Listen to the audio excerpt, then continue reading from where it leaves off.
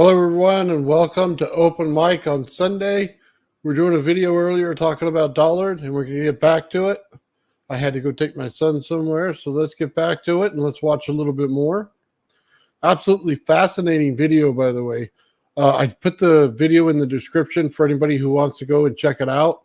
Absolutely worth checking out. Dollard goes through a bunch of the early inventors of electricity and gives some bio stuff on it. Totally worth it. So we're going to watch a little bit of Tesla and what he's talking about here. They actually used to be, when they dug up downtown San Francisco to build the financial district, all the old Edison tubes came up out of the ground. And that's what they were. They were iron pipes filled with tar with a copper pipe in the middle. So Tesla set up this network of electrical plumbing under all the streets in New York City. Okay, got enough subscribers for the lights, put the whole thing in, built the steam-powered generating plant. None of this had ever been done before. He was completely on his own. The guy did not know a bit of any of the physics at the time. There was no volt, there was no amp, there was no ohm, there was no Henry, there was no farad, there was none of these things. That's what these people were up against.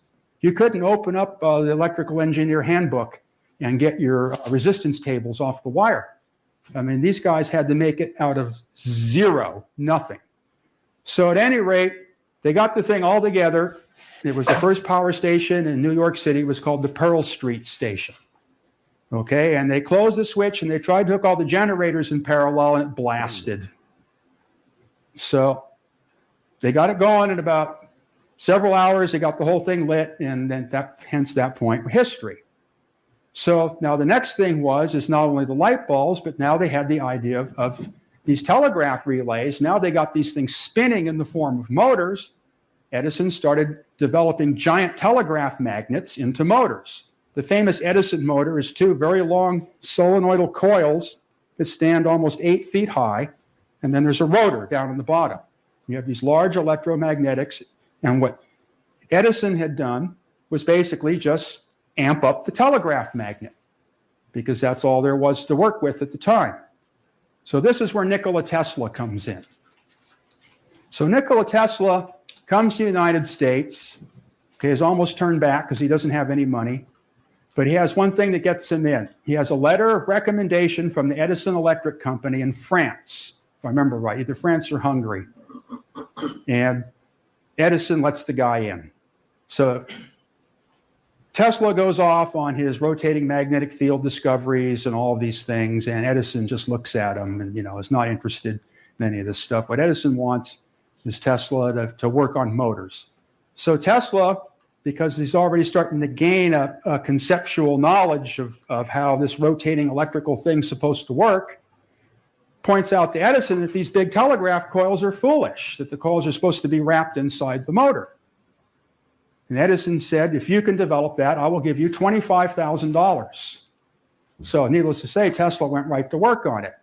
And in a short time, he had developed the present-day direct current motor, which is basically a square block instead of a tall column, and later became rounded off.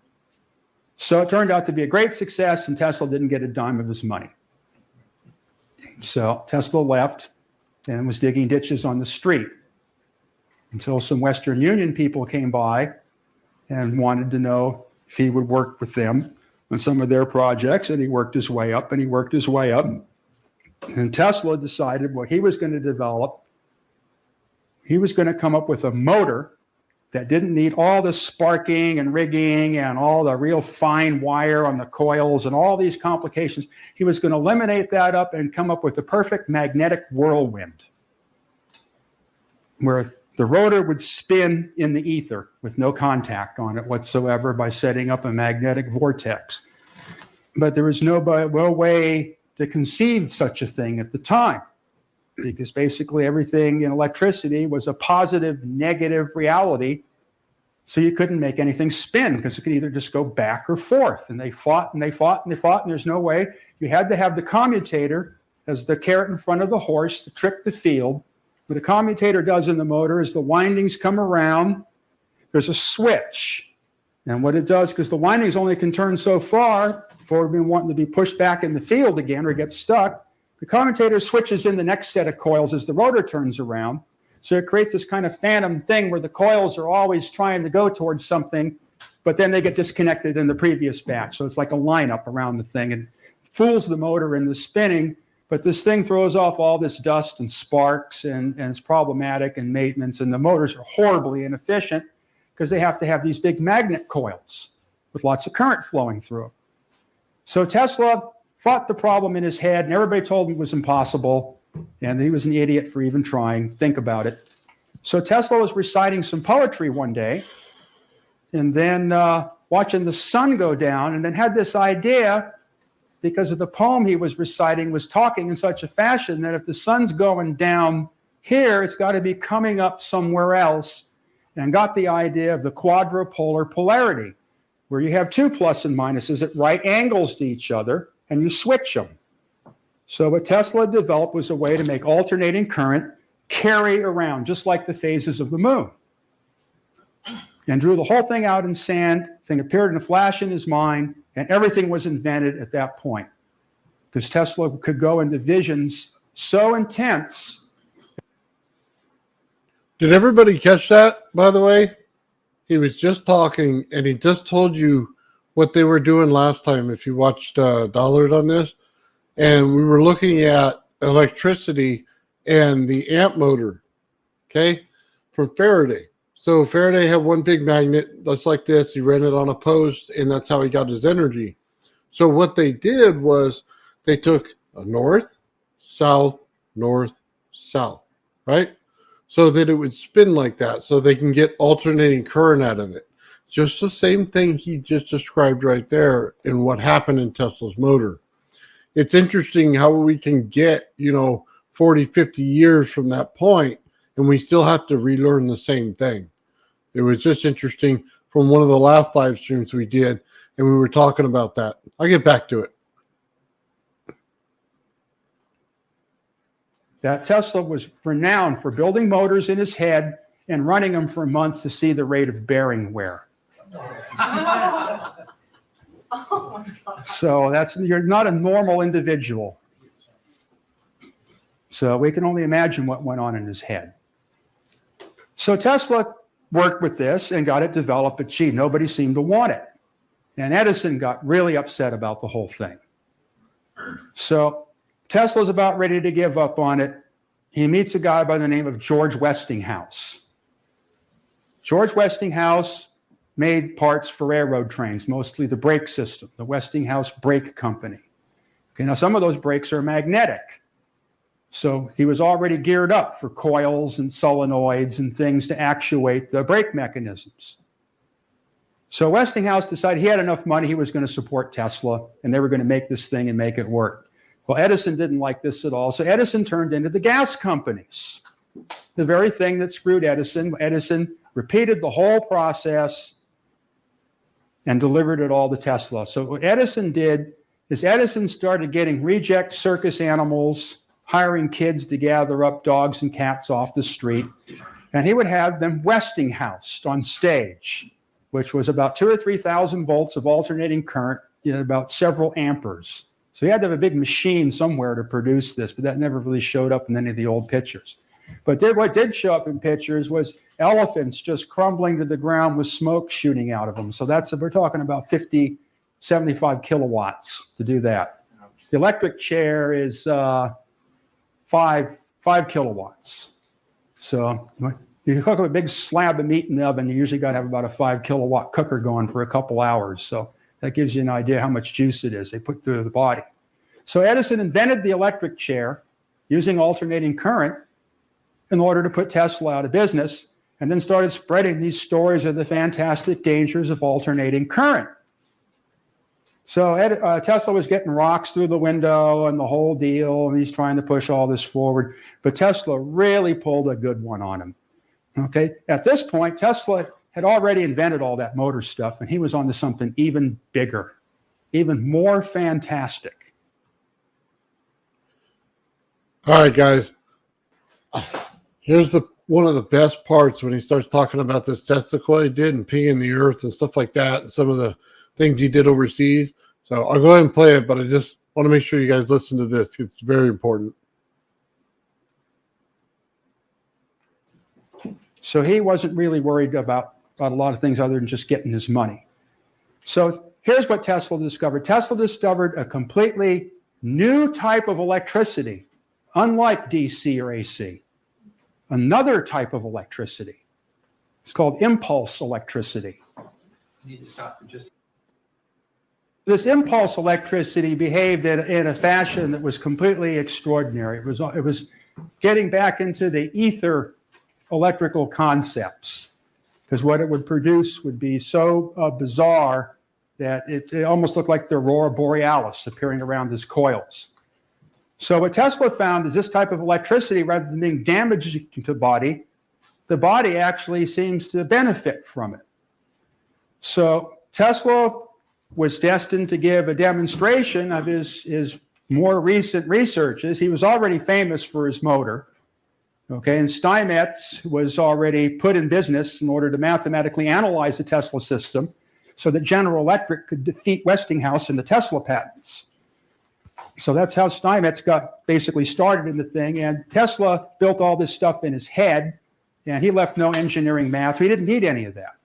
So there's no way that other people could duplicate his devices because there was no engineering. You didn't know how much iron to use. You didn't know how much copper to use. People would try to use these motors, and for some mysterious reason, they would just keep burning up.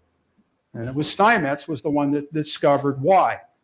And that made him famous and put him in his lifelong position as the founder and director of General Electric Research Laboratories. So Tesla devised his vacuum tubes and his transformers and all the things that technology that he developed with this impulse electricity, and gave a presentation in Europe.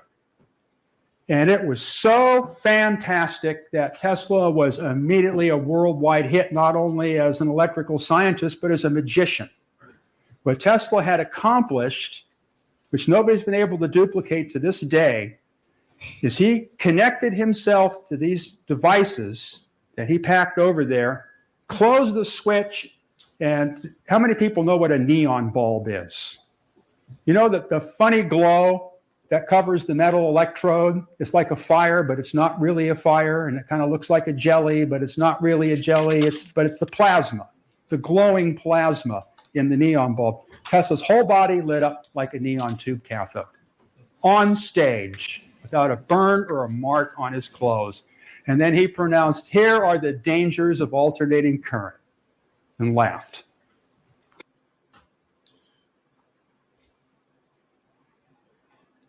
Guys, that was so cool. We'll get into a little bit more. I just want to say hi to V Series. He's coming on. What's going on, Victor? You're on mute. Oh, Not feeding through, are you? there you are. How are you? Good, man. How are you? I've been watching videos, checking stuff out. Found a couple connections to that Medium article I sent you. Okay. Yeah, and how it fits Malcolm's work. Very good. Did I?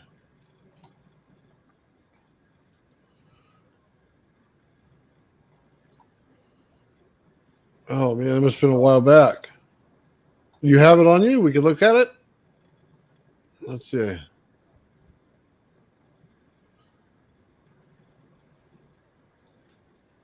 Yeah, I'm trying to set it up, but I'm kind of getting an echo. Is your volume on your TV where you're watching this, or? Yes.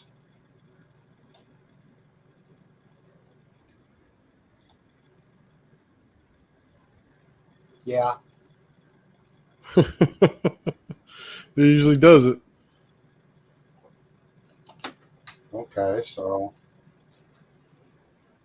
I'm not going to be able to hear you, am I? No, just turn it down a little bit. It should be fine. Okay, so I probably have to share screen. Yeah, just so you know, I'm not getting an echo on my side. We're good. Okay. Oh, there's a time delay. Well,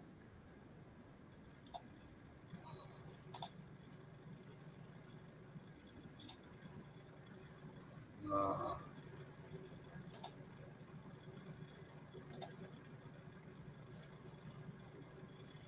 okay, are you seeing a?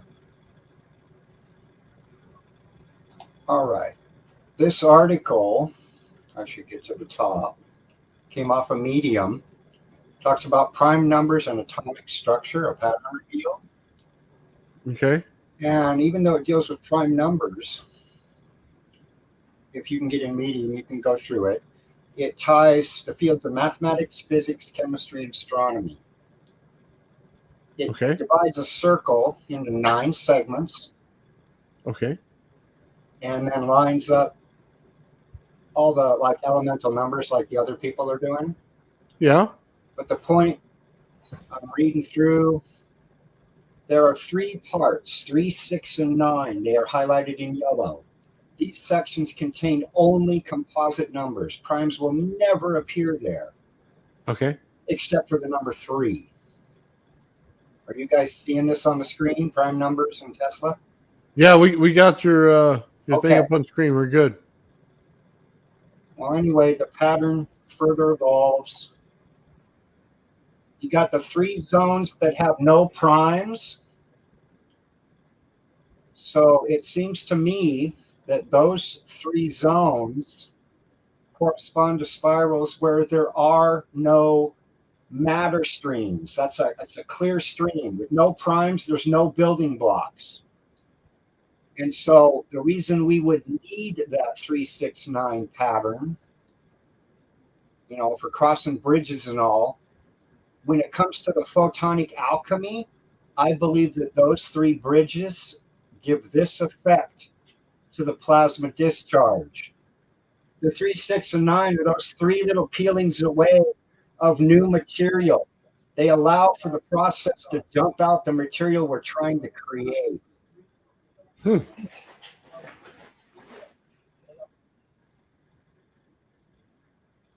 That's cool.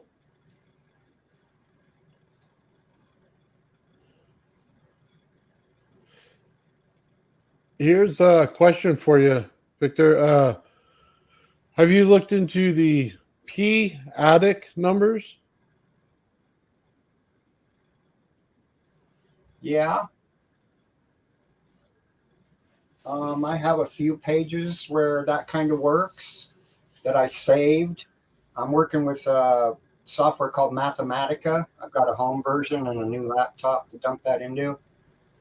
I would have to dig the p-adic and 2-base system out, but yes, that and the Morse-Thue constants where it's all just 1s and 0s. I also use that. I don't know. My studies have gone into stuff that I don't even understand, so I need the community to kind of help me too. But I'm always afraid that I won't get feedback. But it seems like there's a group here that gives feedback. So Yeah, well, we always get feedback on this show. I can tell you that. They tell me everything, Victor. So let's see. Did you shave your beard a little bit? Yeah, I did. Not this time, probably a few weeks back, but I had to clean it up for the wife. I had to clean under here and a little bit up here. So did a little trimming, a little bit of cleaning. So, but yeah, you know what? The response you got last time you were on, Victor, was just totally awesome, man. Like people were going nuts, man. One of the best shows. Like I was over there with Joe yesterday, and we were talking a little bit of space, a little bit of everything. You know what I mean? Fields and how it affects in space. It was a really cool thing. He wants to get on with you and Gerald and kind of just talk shop. You know what I mean? cool. He's all excited about it. I'm going to try to paste a link to that Medium article. Okay. Yeah, it's Anybody based who in the wants to chat. share on Medium can start up their own like little magazine article type thing and start sharing. You can post your own work there on anything: art, physics, music, anything. Where's that at? It's called medium.com. Medium.com. There's a lot of people that present math on there. I'm looking at some people that are putting out Python code for Fourier transforms and stuff like that, so I can put it in my Raspberry Pi 4 as part of my dashboard. Right on.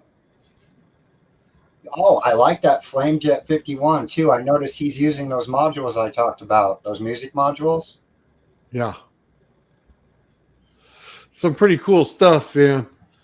Yeah, I saw his video, man. I checked it out because he's got a Gravity Flyer, and turn around, man, he's got some cool equipment too. And I was kind of waiting to see some of the experiments he had going on, and it was just really cool that he validated my stuff when he did. Because here I am saying it forever, and nobody's really understanding it, and then all of a sudden he comes along, and boom, there it is, without fail. It's just perfect, demonstration of what I was talking about. So Cool. Yeah, there seems to be a time delay. oh, okay. What's your favorite part of Dollard's work? Oh, on that one, I have something I'm saving for Wednesday. I think it might be in the video you're watching now.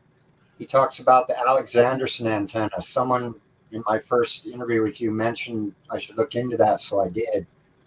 I think it was toy mechanic or something. Toy maker. Anyway, Okay. Toy maker.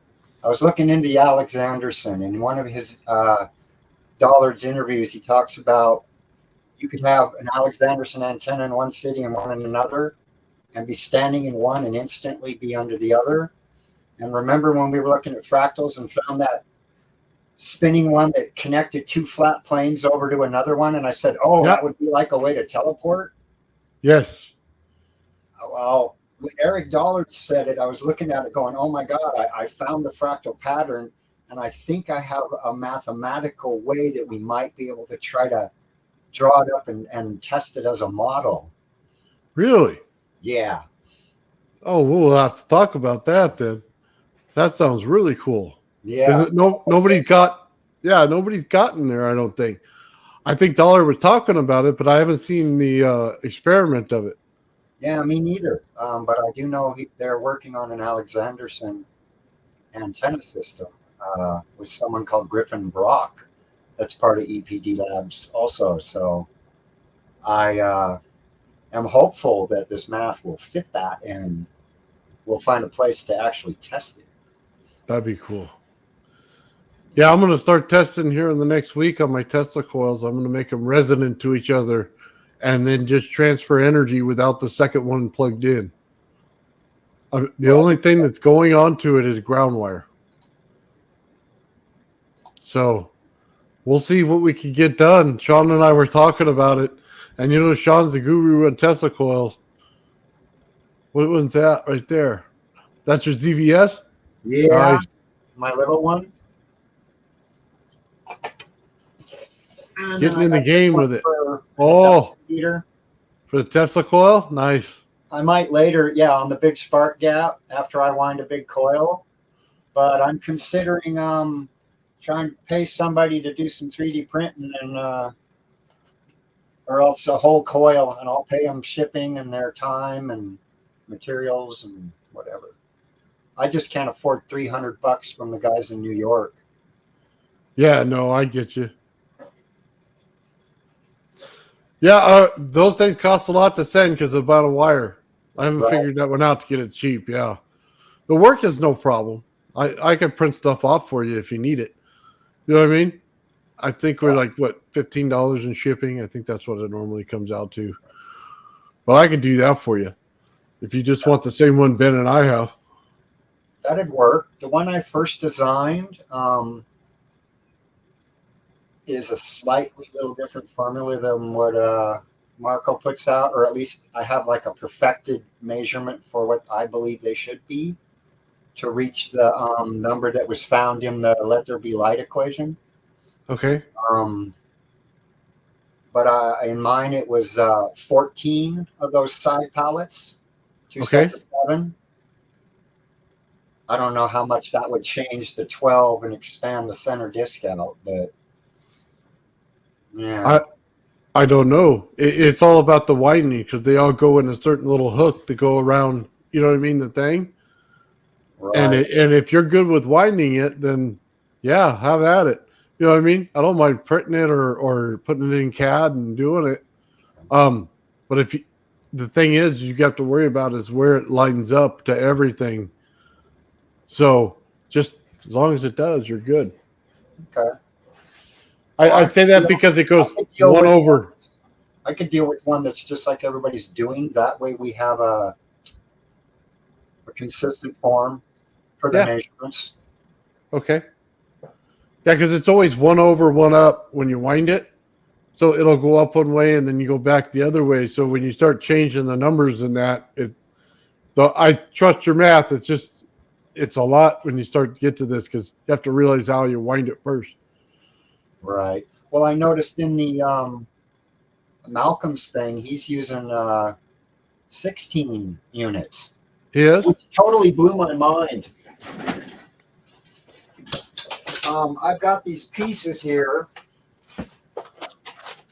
Oh, I'm in.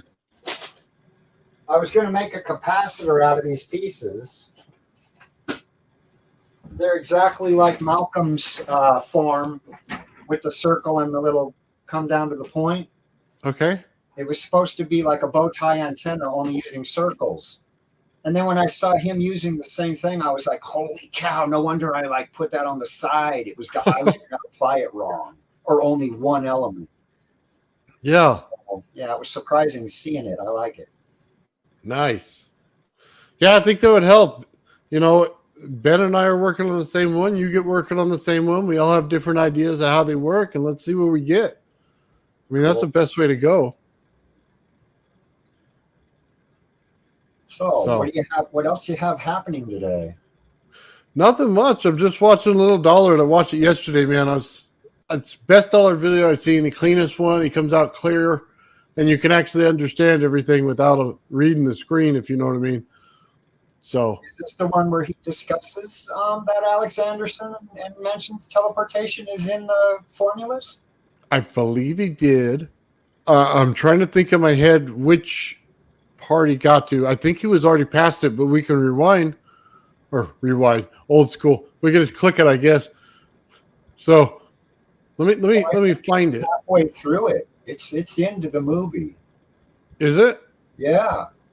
I think he mentioned it when he was mentioning radio right before he got to Tesla. And then I think he went into it later. Yeah, I think so. You want to just go ahead and continue with it? Yeah, let's go for it. Sounds good. Ended the whole DC AC controversy right then and there. Plus, JP Morgan needed to make money off of it. So nothing could stop it at that point. So it went. And Tesla kept pursuing this technology.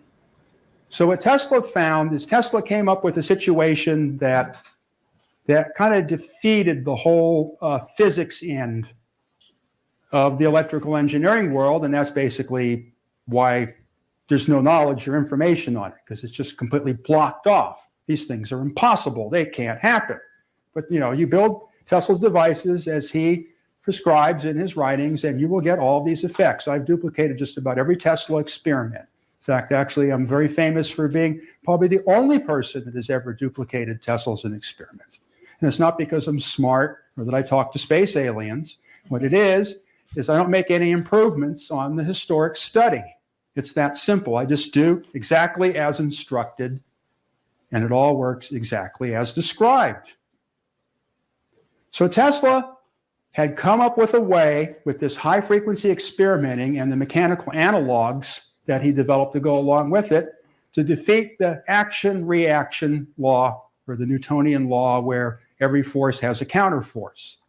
Tesla came up with a way to produce a push without having to lean against anything. He did it both electrically and mechanically. So what Tesla found is that similar devices that operated on the same frequencies or rates would communicate energy between each other.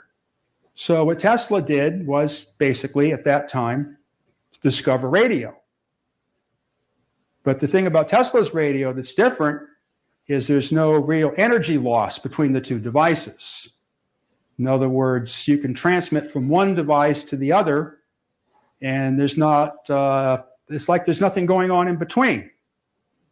It goes right to the receiving device. The electrical meter doesn't start spinning at the transmitting station until the space heater is plugged in at the receiving station, and there doesn't seem to be anything measurable going on in between.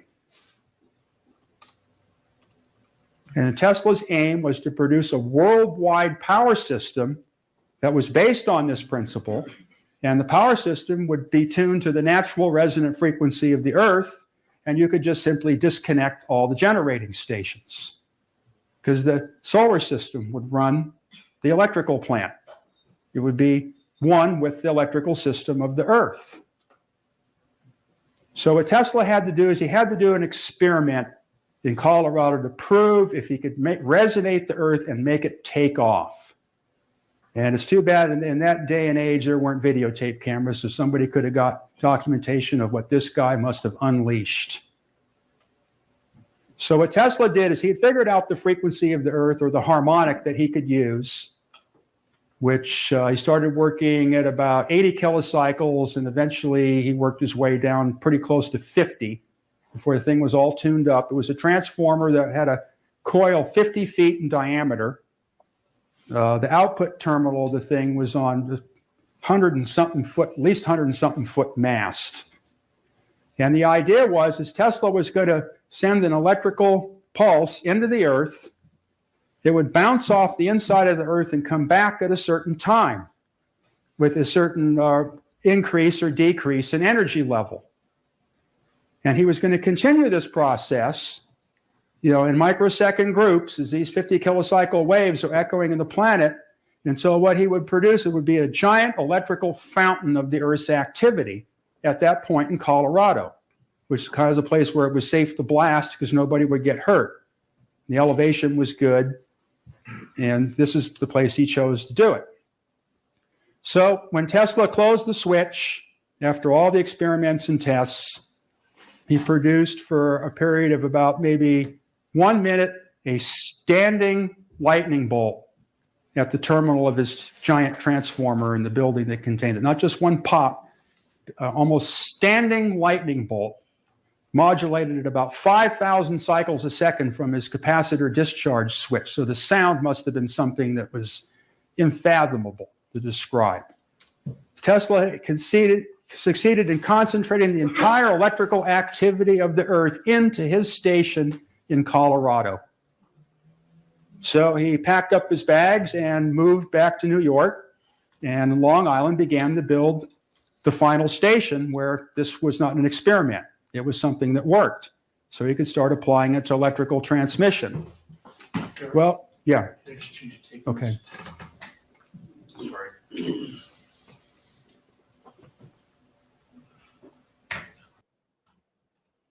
Man, these people, they keep interrupting him. Like, I was watching this thing and they kept doing it. Sorry, I'm interrupting now, the same thing.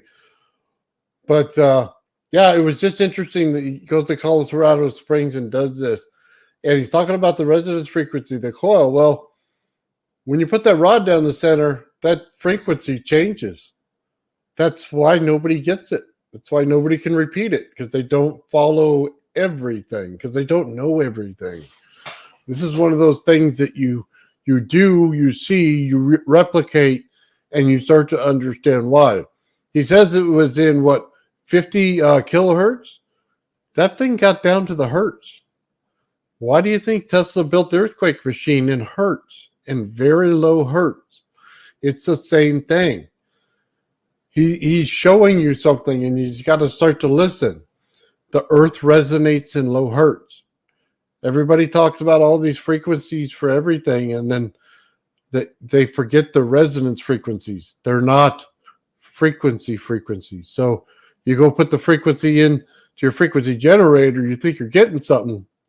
Well, it's not quite true. You got to put that in, put the same thing in the second coil, get it to resonate together, then the frequency drops.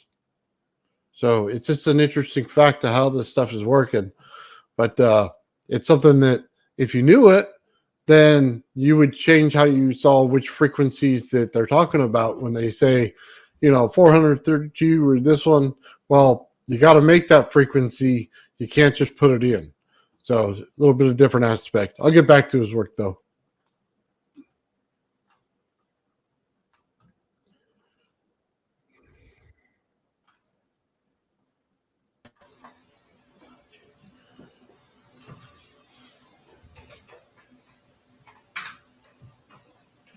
Just out of curiosity, are you going to comment on the spatial tether experiment? In more recent times, it's a kind of reflection on the cycle. Which experiments now? The tether experiment, where they towed a line behind the spatial and collected this enormous amount of current. No, basically this whole discussion ends with the death of Steinmetz. Okay, but I just thought it was like interesting. Well, I mean, yeah, there's some other, but later on, I mean, if anybody's got anything to add with any newer experiments but right now I'm taking everybody back to the 1800s. We don't even know what the space shuttle is. The whole idea is to recreate the mind of the people that invented all of this. Is what I'm trying to do, and then each person can fit it into their own analogous business or understanding or whatever. So, but I still got time. Things can go in any direction. So right now I just want to introduce the characters. Okay, so are we back on? Yeah. Okay, so Tesla basically, this was about 1903. Around then, Tesla was promptly put out of business. And as far as overall history goes, he spent the rest of his time as a homeless person, feeding pigeons on the street. And all the rich people that he made rich and all that, basically just always made sure he had a place to take a shower or a hotel room. And so the world's greatest electrical genius spent nearly the entirety of his adult life feeding pigeons on the street in New York City and hanging out in the library. So that's the end of Tesla. But we still got Steinmetz. Okay, now Steinmetz has taken the heaviside mathematics and developed it into an extremely powerful analytical tool and engineering tool for electrical work, and is doing things in the laboratory that are basically beyond conception. Steinmetz even has a reputation for building a time camera. So Steinmetz wrote a book in 1900 called The Theory and Calculation of Alternating Current Phenomenon. That immediately made him world famous. Steinmetz found out why the AC motors were burning up and heating up and developed what's called the law of hysteresis. The law of hysteresis is a situation where cause and effect no longer have a direct relationship. They're separated from each other. And through a hysteresis cycle, energy can appear or disappear into alternate forms. And basically, the internal combustion engine in the car works on a hysteresis cycle. The refrigerator in your house works on a hysteresis cycle, in that the cause and effect relationships are altered so that energy is transformed from one system or one state to another. Now, to diverge a little bit off of Steinmetz, but I want to get this concept in people's minds, is everybody has the usual sing-song parrot idea that inside the cylinders of the engine in the car, there are explosions. Okay, and these explosions create these pressure waves that push the pistons, and then when the pressure waves are all gone, then there's no more juice left, and you have to get the crud out. And there's this heavy change of pressure and temperature, which basically an explosion defines. In other words, at one point the pressure's high, at another point the pressure's low in time. First it's hot, and then it's cooled off. But when you start to study reciprocating apparatus, you start to find that during the whole combustion cycle, there is absolutely no change in pressure in the cylinder. Zero. So something got stuck. This is how the law of hysteresis works. What Steinmetz found is that when you have current applied to electrical system to force magnetism into existence, the rate at which the magnetism develops is not the same rate at which the magnetism dissipates. And the force and the forced deal don't tie together anymore, and they don't happen at the same time. And what this does is it causes a massive loss of energy. So Steinmetz had to figure out a way to work with only magnetic materials that didn't have the hysteresis effect, and to laminate the iron instead of using blocks So the magnetism wouldn't be shoved into the metal, but rather be guided by it. And then lo and behold, the AC motor was entirely engineerable and possible without Tesla and without Westinghouse. And alternating current flourished at that point. Now, this book he wrote it's almost like some kind of acid trip. What it is you read, I went through all the books to try to find the equations and ideas I needed for my studies at RCA, what I'd come across, and no books worked. There wasn't any book that could give me an idea of where I was going. I read Maxwell, I read Faraday, I read all the standard college texts on electromagnetism. This all that turned out to be absolutely useless or just too much work to get anywhere. Well, Steinmetz figured out a way to turn all this just into little high school algebra equations, completely wiped out all the calculus, all the other complicated stuff about what he called symbolic algebra, which is an extremely important thing to get into. It allows for a way of conceiving things that are not within our normal dimensional realities. This book was such an impact on the electrical engineering community that a guy by the name of Ernst Alexanderson, find him, because he's basically the reason for the talk. Yeah, I got a question for you real quick, Victor. What do you think about their math and stuff in there that he's talking about with Steinmetz?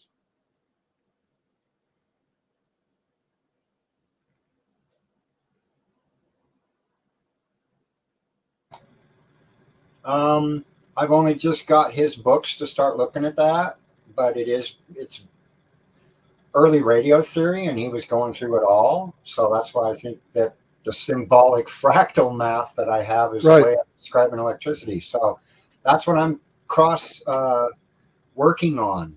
And after looking at the book, I realized the fractal system that I have, as far as I see it, is a separation of the magnetic component and the two dielectric components, with fractals as their symbols to try to work quantities for capacitance and inductance. Okay. I need to now take and do real electrical math, like Maxwell's equations. I need to make them a cross product. I've been finding the balance. You don't get work out of balance.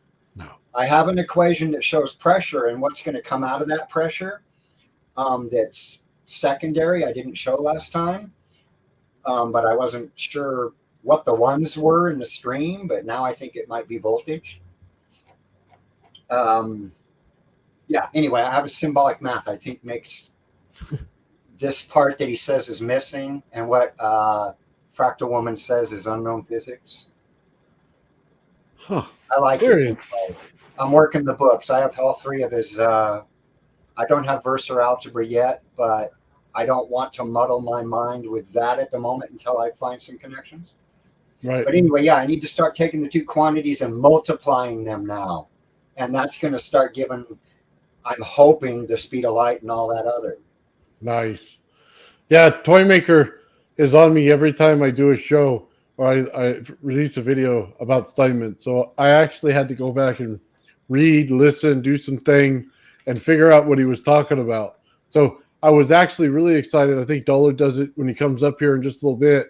He starts talking about the lines going over the high voltage lines and exactly what they're doing up there, because it's really not that well understood. And when he explains it, he does it really well. Yeah. All right, let's go ahead and let me just see. Hold on.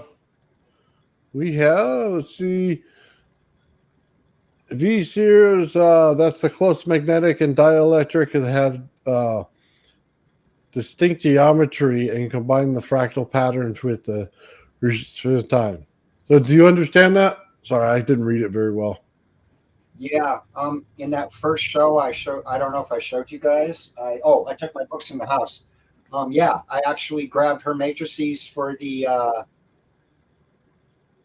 what was it? The 4-dimensional unknown properties. She said there was one set where we had known physics, and that would give a inverse set of unknown physics. And so I grabbed all that and started seeing if my stuff plugs in and what it makes, but I'm stuck in one corner. So yeah, we all need a little help. Man, it looks like everybody watches Fractal Woman. Let's see. She rewrote one of Eric's papers. I Nice. have Lone Pine Writings. It was given to me by, yeah, EPD. Very cool. Yeah, Steinmetz is a genius. We're all starting to learn that now that we dig into it. Yeah, Steinmetz, and I also like Heaviside. Yeah, Oh yeah, Mike Faraday talks about Heaviside a lot. It yeah. has a lot to do with everything. I've got a Heaviside step function I'm waiting to plug in. Oh really? Yeah, it looks at just the rise or drop segment, that step in the square wave or the impulse. It looks at just the rise as the spike. I got the Oh, right plugin on. for that to play with. We'll have to get into that. Let's watch a little more. Let's see what's going on. I want to see that high voltage line. Where's Alexanderson? It's back further. Oh, I got a great picture of Steinmetz here. Got to see him too. Okay, that's when he's an old man. This is generator. We're in the right chapter, the GE chapter. That's when he started at General Electric. That was Alexanderson. Steinmetz is when he started at General Electric.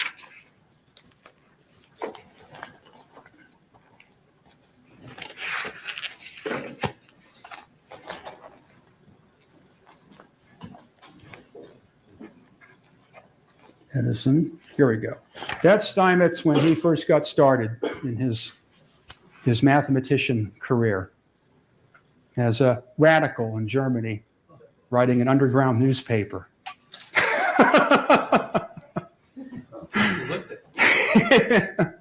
So the classic Steinmetz is, there he is with Einstein.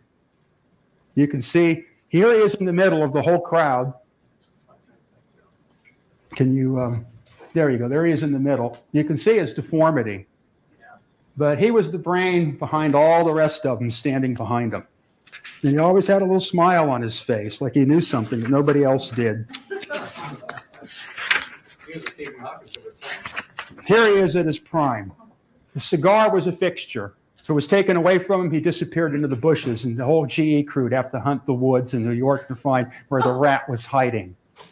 So that's how he kept his situation under control where he worked, because AC was not possible without Steinmetz.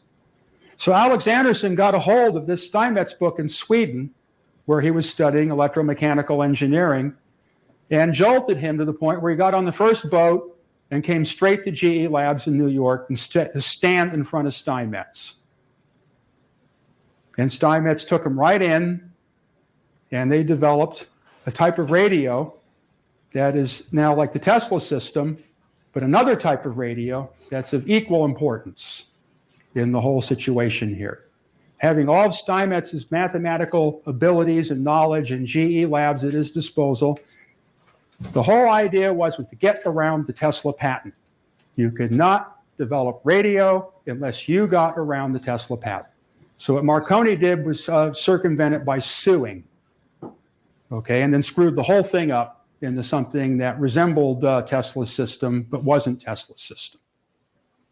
But Alexanderson, now he had a problem with GE. Not only did he have to get around Tesla's patents, and now he even had to get around Marconi's patents because GE couldn't patent anything that was already patented. So Alexanderson developed, based on the Marconi system, another type of radio. Now this radio is not really clear how this one works. This starts to get into the fringe area of radio propagation. And the net result that's implied by the way the system is laid out, where Tesla's system kind of drills a path from one place to another and doesn't spread out, but there's still electrical lines of force of connection. The Alexanderson system seems to be kind of a prelude to a situation where electricity will disappear in one physical location and reappear in another physical location. without anything going on in between. In other words, a true action at a distance. And as far as like the conspiratorial or theory end go, I would go so far to say that two properly constructed devices based on Alexanderson's principles, if you have one antenna in San Francisco and you have one in Los Angeles, and everything was tuned up right, that if you were standing in the one in San Francisco, you would be simultaneously standing under the one in Los Angeles as long as the generators were running. That is the implication of that particular technology or engineering, and that's what makes it worth studying. Could you comment if you wish that the Philadelphia experiment might have been a variation of that? Well, see, the Philadelphia experiment I don't know about because that's not there. You know what I mean? I understand. This is But yeah, the Philadelphia experiment would have to be, it would be something similar to that, but it'd be more like that Integratron. But we're starting to get into that direction. That's what we're starting to get into. What it is what Alex Anderson had done, the picture of his patent, well, I'll draw all that out. Alex Anderson had done was to figure out a way to make an electric structure that is what's called scalar. In other words, there's no variation in space. If the structure, the switch is closed, the thing's turned on, if there's 100,000 volts at one end of the antenna at t equals 0, at the other end of the antenna, the 100,000 volts is still at t equals 0. There's no time delay for the wave to get from one end to the other. It can be completely neutralized. Now, the first place this was done was in a place called Bolinas, California, which is not too far away from here. This was the first full implementation of the Alexanderson principle to completely neutralize the velocity, because the velocity in the Alexanderson system is engineerable. It has no relation to the velocity of light other than infinite velocity and the velocity of light are two what would be called poles or zeros in the system. In other words, they're kind of like nodal points where it crosses over from one state to the other. This is what I use for my earthquake research, is I come up with an antenna that receives out of the ground in such a way that the interfering currents flowing around can't affect it because they have a velocity. The antenna has no velocity. It all responds instantaneously, so it only responds to what comes straight up out of the earth and not what's moving around in between. It could be presented another way, is you're presented with an engineering problem where you have 1 mile of ground rods with a spacing of 300 feet. What kind of transmission structure is going to connect those ground rods together so they're all operating instantaneously and one isn't late or early with respect to the other? That's the basic engineering problem. And the Alexanderson principle and the Tesla principles are the way out of these things. Now, what Tesla had done inadvertently is Tesla had created a situation where instead of plus or minus in his motor work, now he created 4 poles instead of 2. So you can't use plus and minus in its simplest. Okay. So, this is the one you were talking about, right?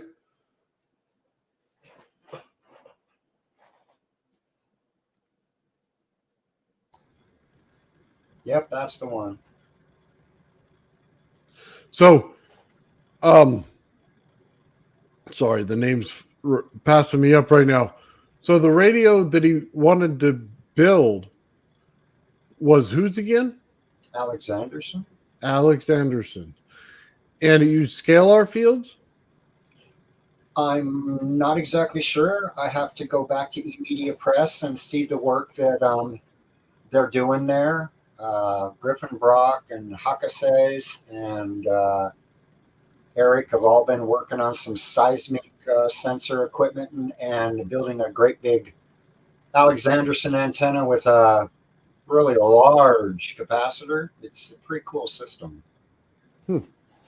I have room here and permission to build one. I just don't have materials and stuff, but I have room and a place to do it. So it's a hope. Yeah, we all have those. I've been looking at a guy on PBS showed that if you were going to teleport, you'd have to have a form of entanglement. You'd have to entangle the 2 different places gravimetrically. You'd have to entangle the spots, and 2 other thresholds or whatever that he said you would have to match. And I'm not sure, but I've got math that shows a way to do it all using golden ratio in the system I found. So I'm pretty sure there's a potential there once we discover all this, work it out. But it's clean. The math, I mean, it's to the 6th or 7th decimal point. So the match, dimensionally anyway, to get the coordinates right, I guess. Yeah. The 2 vortex. So we just kind of have to go through some of the Tesla coil systems, radio, stuff like that in order to get there, to get the system right. Yeah. A good thing we're looking into it then, huh? Because Yeah, Sean and I were talking about it. And a coil that does that angular momentum, I think, is just as important as the Tesla coil's magnetic amplification. So if you can use it to pull in a lot of magnetic flux and then throw it into the vortex and collimate it, you're going to get an instantaneous, as he says, signal. So with telluric ground and atmospheric longitudinal, or maybe it needs to be the other way, I don't know, telluric longitudinal and atmospheric transverse. Anyway, he has a video called Transverse Longitudinal Waves for Superluminal Velocities, I think, or something like that.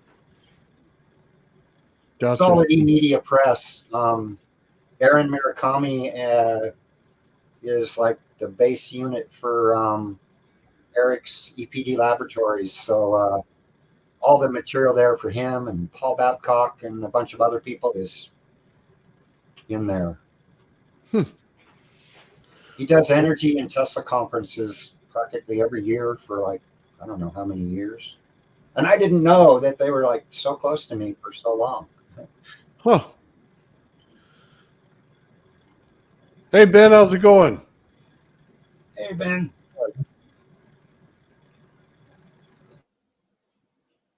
I think Ben's just getting set up. Let's watch a little more because over here, Akabe says that we got something coming up. He says part is key is coming up.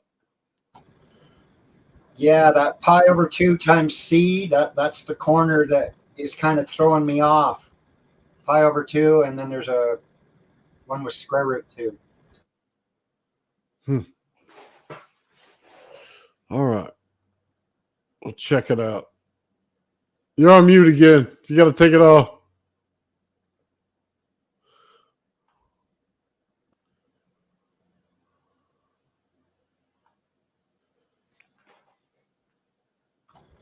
Yeah, go ahead.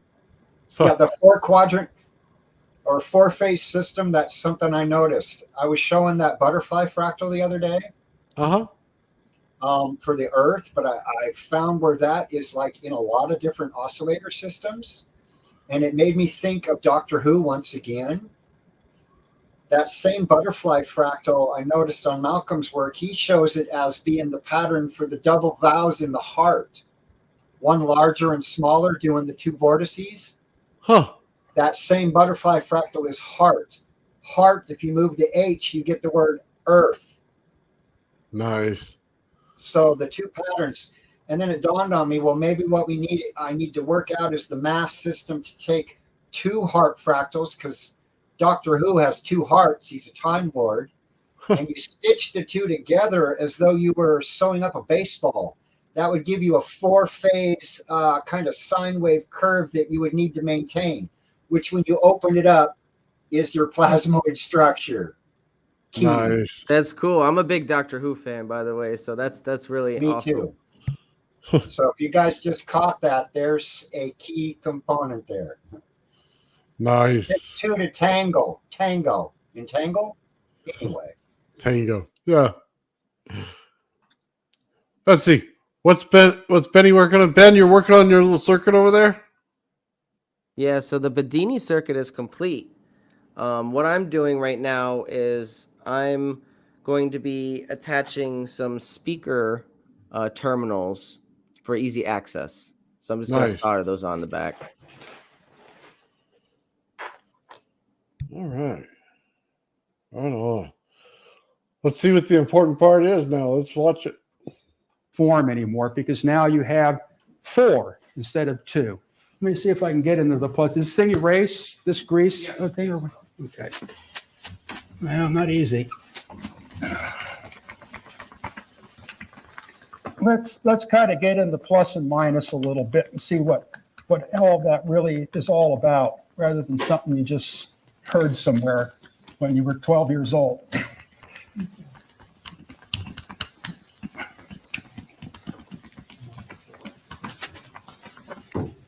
Okay, basically, okay, all we can do is add with our fingers. Every other mathematical concept has to be derived. As primitive organisms in this world of mathematics, we count, okay, which is a process called addition, okay, which is symbolized by the plus. Okay, so if I have one item and plus another item, I count 1, 2. So 1 plus 1 equals 2. This is something that's innate in our kind of just, animal reality. Now, where Steinmetz comes in is how we work our way out of these type of situations. So the thing is what Steinmetz decided is being that we can only add because we're primitive creatures. If we want to subtract, we have to use what's called an operator to evoke subtraction. So what Steinmetz did is you take a minus 1 and you multiply that by 1. And if you add that to 1, then you have subtraction, or 0. And he called this an operator. So now not only being that 1 has no real existence in the quantitative end of it, we can just say now we have the concept of minus. So he's introduced now the mathematical concepts of plus and minus.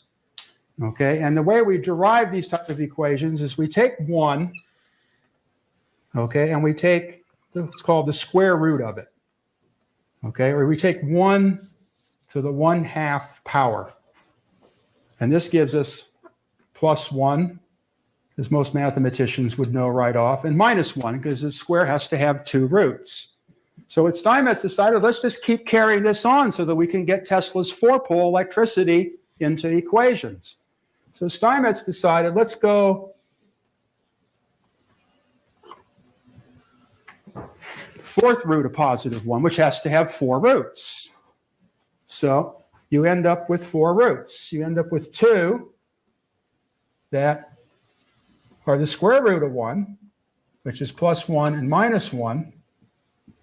And you have 2 roots, which are the square root of negative 1, which is plus j and minus j.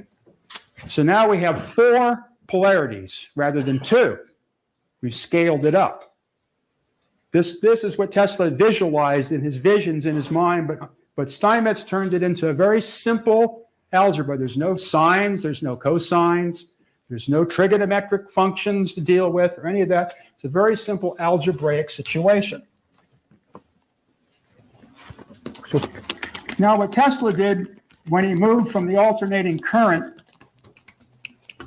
to the impulse current, okay, I'm going to have to define these things now. It's sure a lot of work. The guy needs a new eraser.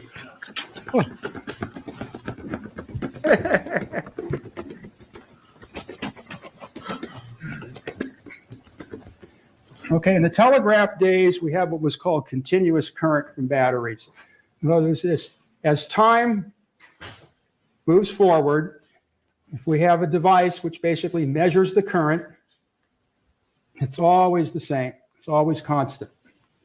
Okay, and the chemicals as well as the ether move in the direction of the current and gives us the false illusion that the wire is carrying the current and not the ether in the space between. If we take an electrical condition, let's see how I'm going to go about this now. Okay, well, I'm going to stay with this. Now, if we take this current, okay, what Tesla worked with was alternating current. So now with alternating current, what it is in a constant, where this current is constant, alternating current is in a constant state of change. So that really be represented by a line anymore, but now it's represented by a circle, okay, which continuously moves. Okay, and if we take projections of this circle, we find that there's one piece of the wave, one plus minus type of situation that produces a kind of sideways spiral, which is known as a sine wave. Okay, but the thing is we're dealing with a circle. So what it is we got this other wave, okay, and it's moving in a contrary conjugate type of situation. So at every time the current's not zero, but there's another one to back it up, and they just keep going around the cycle, and that's what makes the motor turn.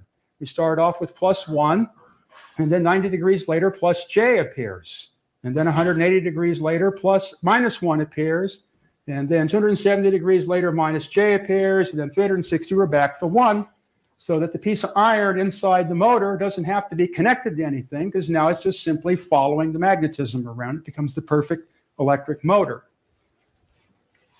Now, what Steinmetz shows is if we take this direct current, okay, and we open the switch, okay, the big problem in electrical engineering in the beginning is when you open the switch, when they built the big substations and the transformers and all that, you can't turn the electricity off. It'll blast. So now Steinmetz had a new job. Why was everything exploding? First, he stopped it from cooking. Now it's exploding. When they got the power level high enough, well, it turns out to be that the magnetism and the dielectric fields have stored energy. And if it has nowhere to go, it will blast a hole to get there. So what it is when you turn off the electricity, if it's pretty much in a direct current circuit and it's not much to store electric fields like coils or condensers or just light bulbs, what it is the current has to change at some rate. It has to move. It has to go into another direction. So what you get is you get what are called transient currents or impulse currents. You get these little jolts and changes as things are trying to readjust. So if I have a current, okay, and then all of a sudden I switch that current, then I get like a spike, okay, and that sudden rate of change is like an electrical impulse. It's not an oscillation or a cycle. It's not continuous. It's a quick change from one step to the other, and the whole electrical system has to readjust to this. So usually what happens, being that there's so much stored energy, that it starts in an oscillation. I'm sorry, go ahead. That little tiny segment he drew there, that's the Heaviside step function. That one step, as he says. It's called the Heaviside step function. I have the formula for it, and yeah. So that was the thing he took out. Now, most people look to keep that in when they do these over unity experiments. They want to trap that energy. You know what I mean? Divert it instead of just stop it before it creates harmonics, I think. Yeah. Before it creates a runaway resonance. Yeah, the hysteresis. Yeah.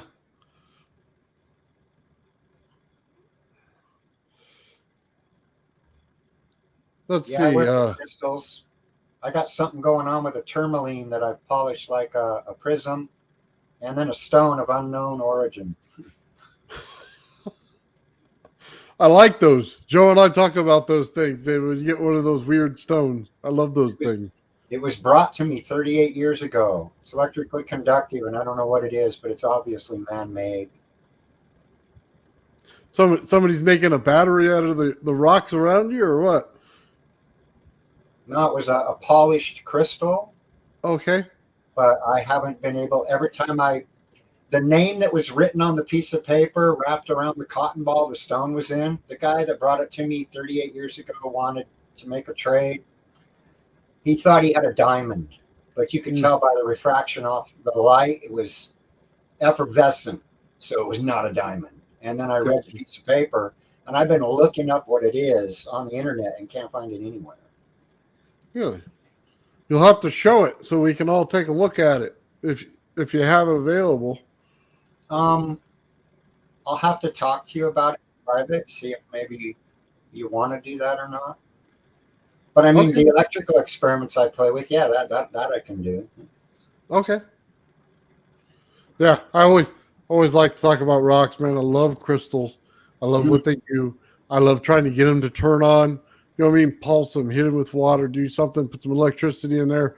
But then the only thing I ever found is you got to tap it, you got to put it in the sound wave, you got to put it in a crystal made drum sound wave or a piezoelectric in order to get some of these things to turn on and work the right way. Otherwise, you're only going to get tapping with tuning forks. Right. Okay, I got an experiment that might be good then. I bought this crystal that was poured at some place that was working with them, and it ended up with a line down the middle where the quartz rolled up and made a division line when it cooled. So it looks like an accretion plane, like a galaxy. The sun is 8.2 inches long. That's the wavelength that electrons throw off from hydrogen actions in the sun. Really? 21 centimeters. 1420 point something megahertz.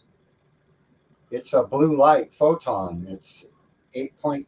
And if you look in the pyramids, one of the vents in the side of the wall that's like a microwave conduit, one of the measurements is 8.2 inches. Really? So it may have facilitated hydrogen making a maser. It's almost like a laser, only it's a microwave system called a maser. So there's lasers, masers using microwaves, and sazers that use sound. They all focus it to an extreme point to where a priest could write the name of a tribe in a gemstone. Huh. That's Those names. plasmoids. It's got to be plasmoids. Yeah? Well, that would be interesting. Those names sound like American Gladiators. That TV show. Maser and taser and laser and blazer and whatever azer they got. But that's really cool, though. That would be an interesting thing. You still have that crystal, or yeah? Okay. Somewhere, I'm hoping. I don't know. I recently discovered a certain piece of paper is missing, and I pulled it out 2 days ago. It's gone. It disintegrated. Yeah, I love talking about that with Joe. If you get everything straightened out and figure out what you want to do and talk about, because Joe loves rocks and crystals and stuff like that as well. So that's always an interesting conversation. Well, something 8 inches long should be physically, I could see, people should be able to see the effects if it happens in the lattice. Yeah, that'd be really cool. Should show up on the camera. Nice. Okay. We're going to have to get back to this now, but man, I'd love to see crystals. Where the energy has to go between the various forms and bounce back and forth to try to get out. And it produces what's called an oscillating current, where the sine waves now are compounded with this other dampening wave, and it produces oscillating currents. Now, these type of currents no longer have frequencies in the conventional sense. This has no frequency, DC. This has a constant frequency, an RPM, which we call cycles per second. But this has a different type of frequency in that you find that these curves, just like these curves always move in a sinusoidal form, these curves always move in an exponential form. And it turns out to be the same exponents that are associated with things cooling off or leaking or any type of dissipative type of phenomena. It never occurs at a constant rate, but it occurs like gravity on a rate upon a rate. And it also is a frequency of types, what it would be called an imaginary frequency. And instead of being in cycles per second, it's what's called in decibels per second. Now, the generalized electric transient will be some combination of those and will produce this complex frequency. So these things are all running up and down the transmission lines and getting in the transformer coils and motor coils and starting fires, and sparks would just jump off of the lines and hit people for no apparent reason and blast them out of existence. It was a real problem. So Steinmetz wrote his second book, The Theory and Calculation of Transient Electrical Phenomena. And out of this book emerged this understanding of electricity that is so far in advance of anything today that it's just mind-boggling what this guy had discovered. And this, again, is what Alex Anderson had to work with in the development of his radar. Now, what Tesla did is in using these impulse currents and oscillating currents in his engineering, Tesla came up with another type of polarity situation where there's only one pole. That's it.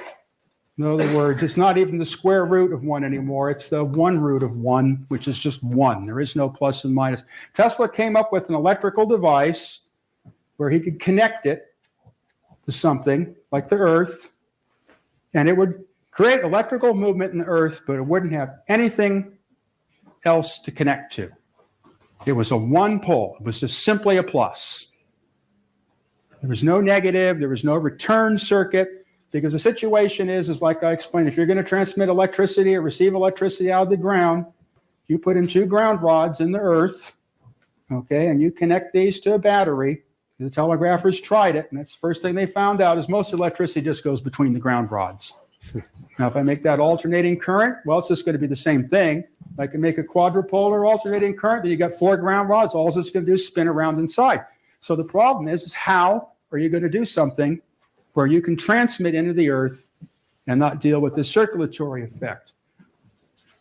So this is where Tesla's researches and writings and work are most important, is how did he accomplish this? And the implication out of this is the existence of another space called counter space.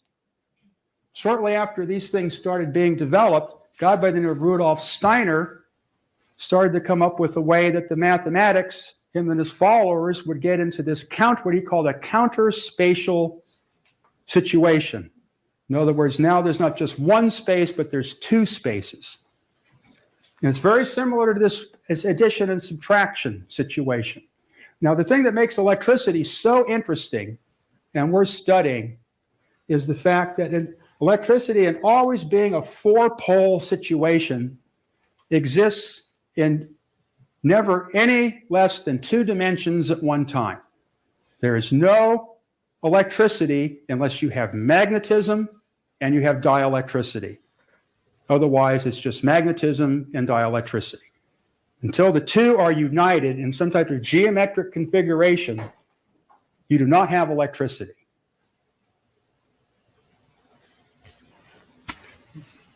So what Tesla had done was, with electricity now, mathematically, electricity gives us a situation where we have to have +1. In other words, we have to have 1 multiplied by +1, where we have -1 multiplied by +1. So it gives us our positives and negatives.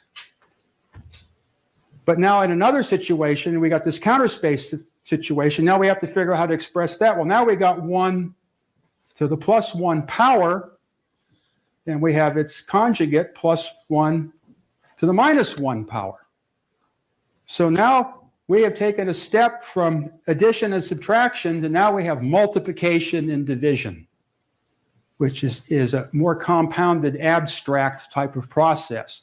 And it's always in a logarithmic form. It's not in a linear form. It's not additive. It's compounding, cumulative in a certain sense.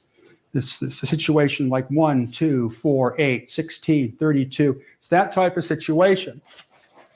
So what electricity implies, if this is our spatial, because multiplying is usually your spatial deal, where addition subtraction is your time deal, is in electricity, unlike in physical situations or physics situations or anything where you're dealing with regular matter, is now you have electricity that goes forwards in time and you have electricity that goes backwards in time. You have electricity that exists in space and you have electricity that exists in counter space. So any electrical situation has to have these poles or polarities in order to be electricity. Otherwise, it's just one end or the other. Now, to get a little more into the erasure process here, get into kind of how this electricity behaves. So I'm trying to make a step at a time. I'm trying to make it less abstract. This is a good time for questions. I can hear, yeah. Well, I always think in terms of nonlinear space-time. So how does because I find this really intriguing. So if one assumes that space-time continuum is nonlinear, evidence kind of shows us a little bit, then would that also affect the behavior of this bidirectional electrical activity that goes forwards and back to space and space and counter space? I mean, how do you see that model fitting into it? Well, that's what I'm going to get into, how that actually manifests physically using, pieces of metal. Because this kind of suggests that the Philadelphia experiment, not to harp on too much, probably was sort of maybe a clumsy, but kind of nibbling at the edge of this concept. That's kind The of Philadelphia experiment, being that naval engineering is kind of part of my work. If somebody pointed a gun at my head and said, "You're going to do this, we're going to pull the trigger," you figure it out. Okay. The first thing I would do is I would get my hands on the anti-mine cables that run around inside the ships. I had a Navy minesweeper to take apart once. Actually, we were supposed to put the thing together, but as usual, human geekdom destroys all projects. So a beautiful piece of naval engineering went to the scrapyard.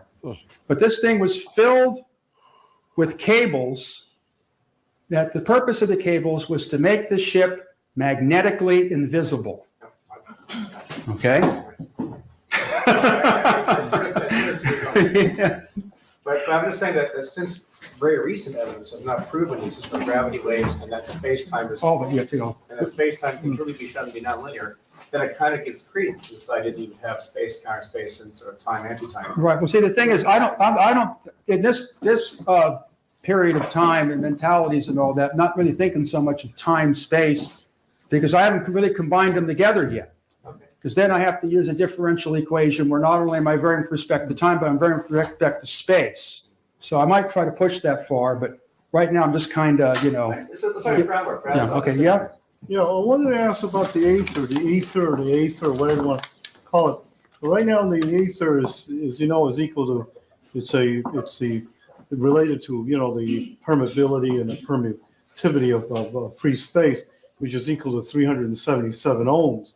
Is this thing true for all scales of size? I mean, somehow, if things are really small, would it be not 377? No, you're stuck with it.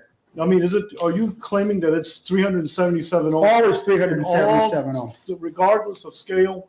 But it's And- always 377 ohms if the speed of light is always 2.998 Yeah, but centimeters per second. There's a thing that refutes this. But if the speed of light changes, the ohms change. Yeah. Now, there's Now, a in thing about- a simple transmission structure, Yeah, that is no but that's longer on the a case. macroscopic scale. Now, for example, glass lenses, which you're all familiar with, focus light. But if you put an X-rays through it, it doesn't focus X-rays. You can move the lens back and forth. It's just sort of darker in the middle and lighter on the edges, but it doesn't focus X-rays. There's something happening because the X-rays are even smaller or doing something. Well, different. according to Tesla, Tesla insisted the X-rays were not transverse vibrations, so they couldn't be Yeah, but they're influenced. all electromagnetic radiation. No, they're not. Tesla said that X-rays are not electromagnetic radiation. And there's a big controversy over that. And two whole systems of X-rays developed, the Tesla system and the General Electric system developed where Tesla could stand in front of his X-ray tubes and not be killed, where if you stood in front of an equivalent X-ray tube of the GE design, Well, what is you the went difference to the between- grave. Well, what is the difference between the Tesla X-ray? Well, tube- that's kind of the, right now out of the scope of the Yeah, conversation. but And there's nobody you gotta really qualify said- it, because X-rays Well- are done by slowing down electrons or slowing down. Well, we'll get into, Bremsstrahlung. I'm going to try to get into the electron. That's Yeah. Tesla. I'm trying to get to Tesla's last discovery, but there's so many, I got to kind of stay on a certain Yeah, path. okay. I This next can't question, just, give a 8-year college course in a matter of an yeah, hour. but this next question is much more simpler. It relates to Tesla thing. We have a device, which I don't know if you've ever heard of a thing called a toroid, Yeah, which is I often refer to it as a Buddhist, kind of like a Buddha belly with a very large content kind of thing. Because in a toroid, unlike a solenoid has magnetic field that goes outside of itself. right. Whereas a Open toroid circuit, towards It's a closed circuit. completely satisfied and very content kind of device, Right. which has all the wires go around completely around a circle and nothing sticks out Right. of it. The natural form of magnetism. Yeah, well, now the thing about it is you take a magnet, you say you have a large toroid, and it's energized by 60 cycle 120 volt, it's like a very half of a variac or something. Mhm. If you put a magnet in or around the thing, the magnet does not vibrate because there's no magnetic. There's no the magnetic external field is magnetic completely field, right? contained within the body of Right. the toroid core. Now, what is going on when you take a wire and you run it through the middle of the thing, which has got no magnetic field, and around the outside, a heavy gauge copper wire, and you short the wire, you're forming a loop that goes through the middle of the toroid and around the outside, and the wire gets hot, and the Buddha belly, the Buddha gets angry because now it expresses anger into the wire. But it's not, the wire's not immersed in a magnetic field. It's because the magnetic field is only going to the core. Well, the magnetic field associated with the wire has to expand out into the core. In other words, Yeah. the lines of force of magnetism around the wire are concentric circles, and the core has got so much permeability that the circles just stay in the core. But there's a thing about magnetism. So you're bringing out is that the physical relations of magnetism as we use them don't add up. Yeah. You just pointed that out. Yeah. They but don't, the toroidal core, it doesn't add up. You know, There's some way and that's where this counter space comes in. There's some way that the wire, see what you're describing, what you've done is you've made one turn around the toroid that's now shorted out. yeah. Okay, when you do that, the magnetism, that's what I'm going to get into. Magnetism can't get out of a short, it's trapped. In other words, if I have perfect wires, okay, and I got current flow and I jam those wires together, the magnetism that's stuck in between those wires can't get out because there's no resistance. There's no counter space to eat up the magnetism. It's stuck. That's the classic zero, what do they call it? The absolute zero thing, where you take the lead disc, okay, and you drop it through the liquid helium and let it get cold. And when it gets down to absolute zero, because the intermolecular stuff can't interact with the electricity anymore, it will float on the magnetism because the magnetism can't get through it. But the thing is the magnetism is not going through the wire like it's spreading out into space. What the magnetism is going into the wire, into an inner space, a counter space. See, that's what I'm trying to get at. In order to understand electricity, you have to have an understanding of counter space, or it's impossible. And you have to be able to deal with a situation where things are coming from the future into the past, as well as going from the past into the future, because the electric wave you're working on is the point at which all these things cross in space and time. A little more theoretical question. Yeah. I think this is really fascinating. And the recent experiments with Bose-Einstein condensates, where they can get light to slow down almost to like a few inches per minute. What do you suppose would happen to your space, counter space, time, sort of anti-time realm? I mean, do you have any thoughts about that? I'm just kind of curious. Thought about this. Well, what I want to see is what would be if the product of the two was a certain velocity, then what impedance is the ratio of the two? How does that change? But I mean, this would be like an area of experimentation. I would think would be sort of interesting, like another handle to sort of open this box up with. Well, I mean, basically, if you add more inductance coils along the path and you add more capacitors across the path, you can build a transmission line and make a wave propagate at any velocity you want, or make the velocity even go away. So are you talking, Victor? Can you back that up like 1 minute? Yep, absolutely. This is a really good lecture. Yeah. Oh, yeah. It's He just probably posed one of the. a question that Okay. Let me see if I got it. impedance. It out. Yeah. Okay, when you do that, the magnetism, that's what I'm going to get into. Magnetism can't get out of a short, it's trapped. In other words, if I have perfect wires, okay, and I got current flow and I jam those wires together, the magnetism that's stuck in between those wires can't get out because there's no resistance. There's no counter space to eat up the magnetism. It's stuck. That's the classic zero, what do they call it? The absolute zero thing, where you take the lead disc, okay, and you drop it through the liquid helium and let it get cold. And when it gets down to absolute zero, because the intermolecular stuff can't interact with the electricity anymore, it will float on the magnetism because the magnetism can't get through it. But the thing is the magnetism is not going through the wire like it's spreading out into space. What the magnetism is going into the wire, into an inner space, a counter space. See, that's what I'm trying to get at. In order to understand electricity, you have to have an understanding of counter space, or it's impossible.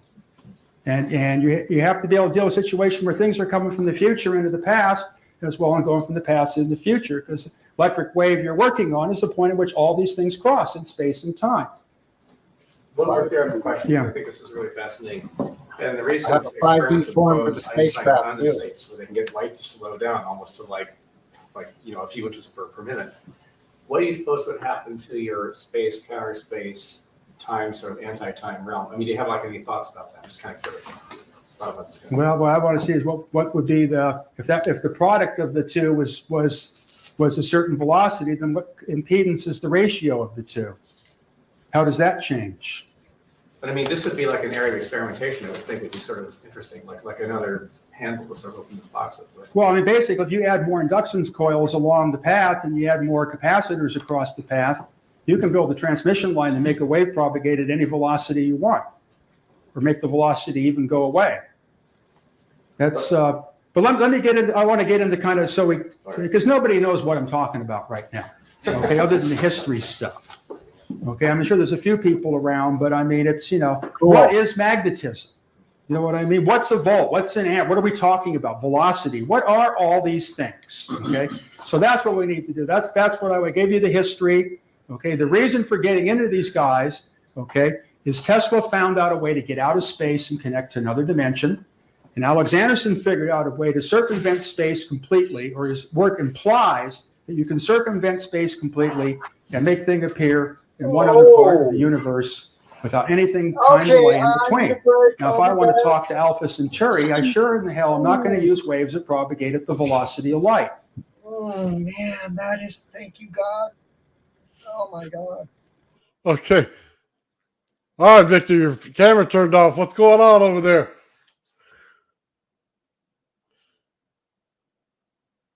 Oh man.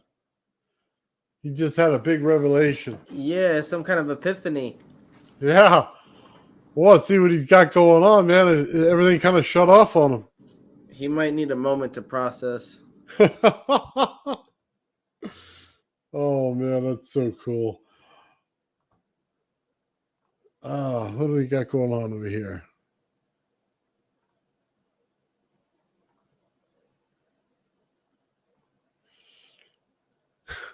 Yeah, he was.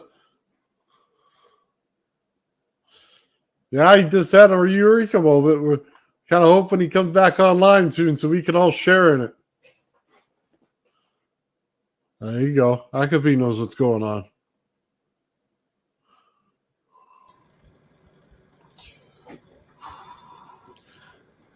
Sorry.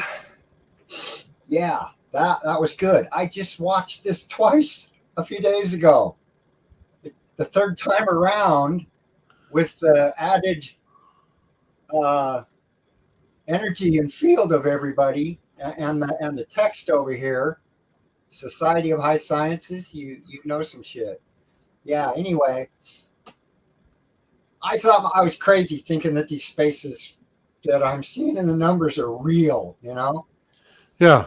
And he just confirmed. So if the master says that this, it just dawned on me how it all fits. And he just said what I told you earlier. I needed to take my equalities and start cross-producting them. Okay. And his question is, what would the impedance be for these velocities? It's hidden in the 1/137. Huh. So the fractal, I got to open up that 1/1 and work the whole damn thing out and then start cross-producting to take the math to the next level. And I've already got the pressure gradient figured out, golden ratio. So it popped. Nice. That's absolutely amazing. That's awesome. You gotta love it, man. I love watching this stuff with other people, man. This is so cool. Victor, I hope it all works out when you start working on it, man, because it sounds amazing. Well, impedance in radio is looked at the permittivity value, E, that E sub 0. You got permittivity and permissivity or something.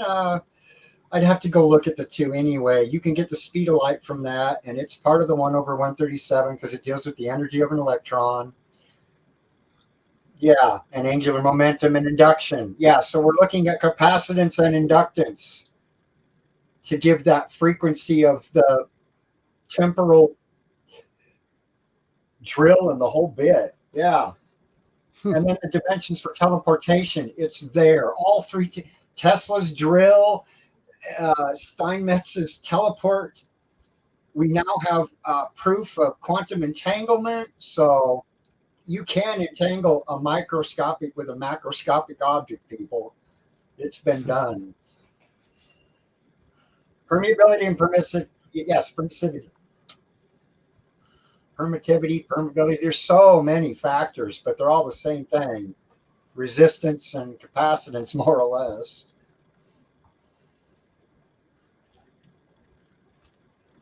Society, yes.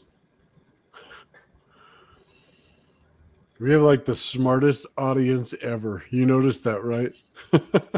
You've got a group. I mean, oh my God. Yeah. And then I have a pulse generator that I've been working on. My mother showed me something she learned from her mother. And when I was 7 years old, they gave me this toy to play with. And while I was trying to figure out how to make she told me to pull a shoestring out. I found this big button and I laced it up.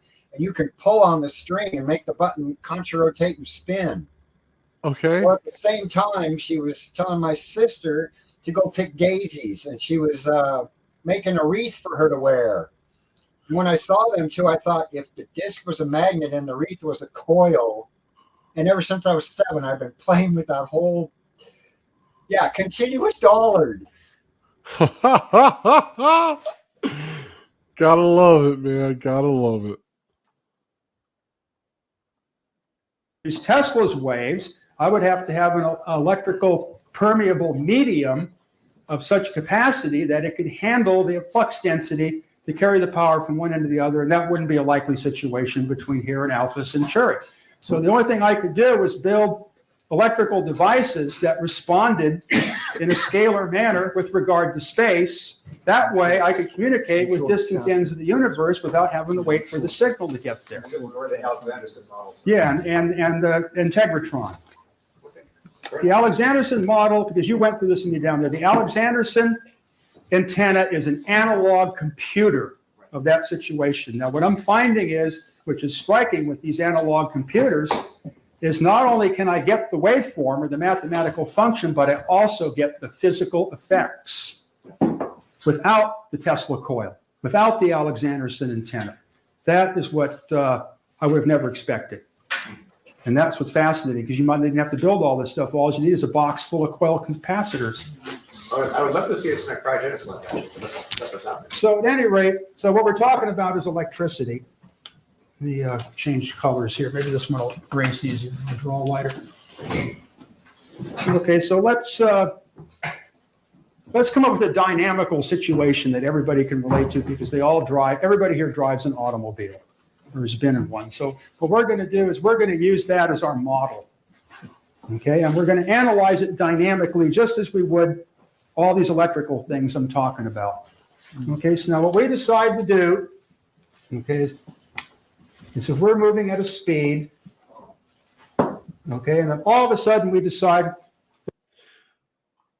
All right, Victor, you having another aha moment over there? I can see it on your face.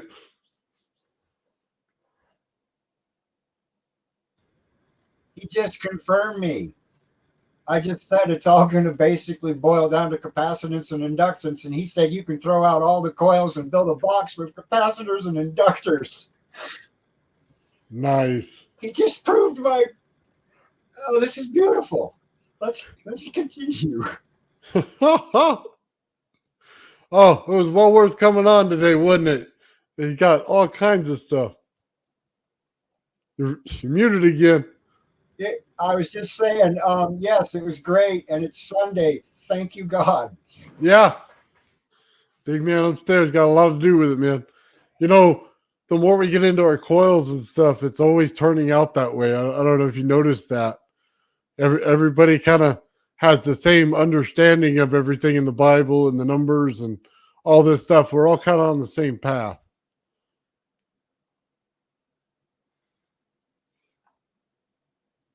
All right, let's watch some more. Let's see if we get Victor to get another aha moment over here. Okay, and then stop. Now, all kinds of things happen when we do this. During this interval of time here, things happen that are measurable. Okay, now if the speed increases at a constant rate, what we get is we have a force pushing us, okay, which all of a sudden becomes a constant force, okay, pushing back. And then when the speed change is over and we're at a steady speed, this force disappears and then there's no more perception of movement. Now, another thing happens. If we measure the quantity of gasoline in the gas tank, okay, and there's 100 cubic centimeters before we start, and there's 50 cubic centimeters after we execute this function, then not only do we have this wave in time, but now we have this little cube in space of gasoline that doesn't exist anymore. In other words, we have this force that appeared and disappeared, and we have 50 cubic centimeters of gasoline that went somewhere and is gone. Now, this is what's called differentiation and integration. This is calculus. Okay, this is how Newton and Leibniz and these people, they wanted to find the relationships between these situations of why you have this integrated situation where you have the accumulation. In other words, the gasoline just doesn't disappear at once, but it accumulates or deaccumulates. In other words, it's an averaging process that weighs something that you can hold on to. Now we have this time differential here, which is kind of abstract. It's like only there when we're changing velocity, and then it's gone. So now if we take the weight of your body, okay, and we symbolize it by the Greek letter phi, okay, now we take this, you put a scale against your back in the seat, and we take that, okay, and we symbolize that by the Roman letter E. Okay, and we take this interval of time here, and we call that T. So this is the weight of your body. Okay, this is how much perpendicular weight there is pushing back on the seat. In other words, the reactionary weight, and this is the time in which this happens. Well, lo and behold, then we have a situation where we've analyzed algebraically what's going on with a very simple mathematical ratio. In other words, your weight as a ratio to the time involved in changing your velocity gives you a force E. Now, what I can do without any changes at all is this Greek letter phi represents a quantity of magnetism. Okay, the time T represents the change in that quantity of magnetism, whether I'm turning the current up or I'm turning the current down or the magnet's moving or whatever. And that gives me what's called the electromotive force E. So now everybody here understands Faraday's law. It's that simple. So this is how electrodynamics and electromagnetism were created, was out of this simple relationship. If I have a quantity of magnetism and I vary it with respect to time, it gives me something appears, an electromotive force. Now this electromotive force then can be taken and applied to another situation, and then we can start to compound this stuff out. Now it turns out there's a pair of these equations in electricity because electricity is working in 2 dimensions. So we already know about magnetism. We know also electricity has to consist of what's called the dielectric or electrostatic field. So now we have 2 quantities. We not just have the weight quantity and the single process, but we have a pair of these things. Now if I take and use the Greek letter psi to represent the electrostatic field, and I vary that with respect to time, and give the rate change the letter I, now not only do we have the electromotive force, but we have the current. So if I take a quantity of electricity, which I'll represent by the lower letter phi, it consists of 2 parts. Or it can't be electricity unless both parts are present. There's got to be a magnetic field, and there's got to be a dielectric field. And these are the 2 components. The magnetic field exists in electromagnetism in the dimension of space. In electromagnetism, the dielectric field exists in the dimension of counter space. So the electricity is always in one of these 2 dimensions. Okay, now if I take this quantity, the lowercase phi, then that becomes a symbolic representation of electricity. In other words, that is the ether in its electrified state, and it has dimensions. Because everything we're dealing with, there's dimensions. We have the dimensions of time, we have the dimensions of magnetism. These are what are called dimensions. So it turns out to be the dimensions of this are defined by something called Planck's constant. In other words, this quantity can only exist in integral multiples, which gives further justification to the lines of force theory, because the lines of force have definite size in some dimension. So the electricity can only exist in steps of these dimensions because electricity is made out of lines of force. So I can't have 1 and 4256 units of electrical induction, because it's got to be some kind of, how would you say, like a whole number.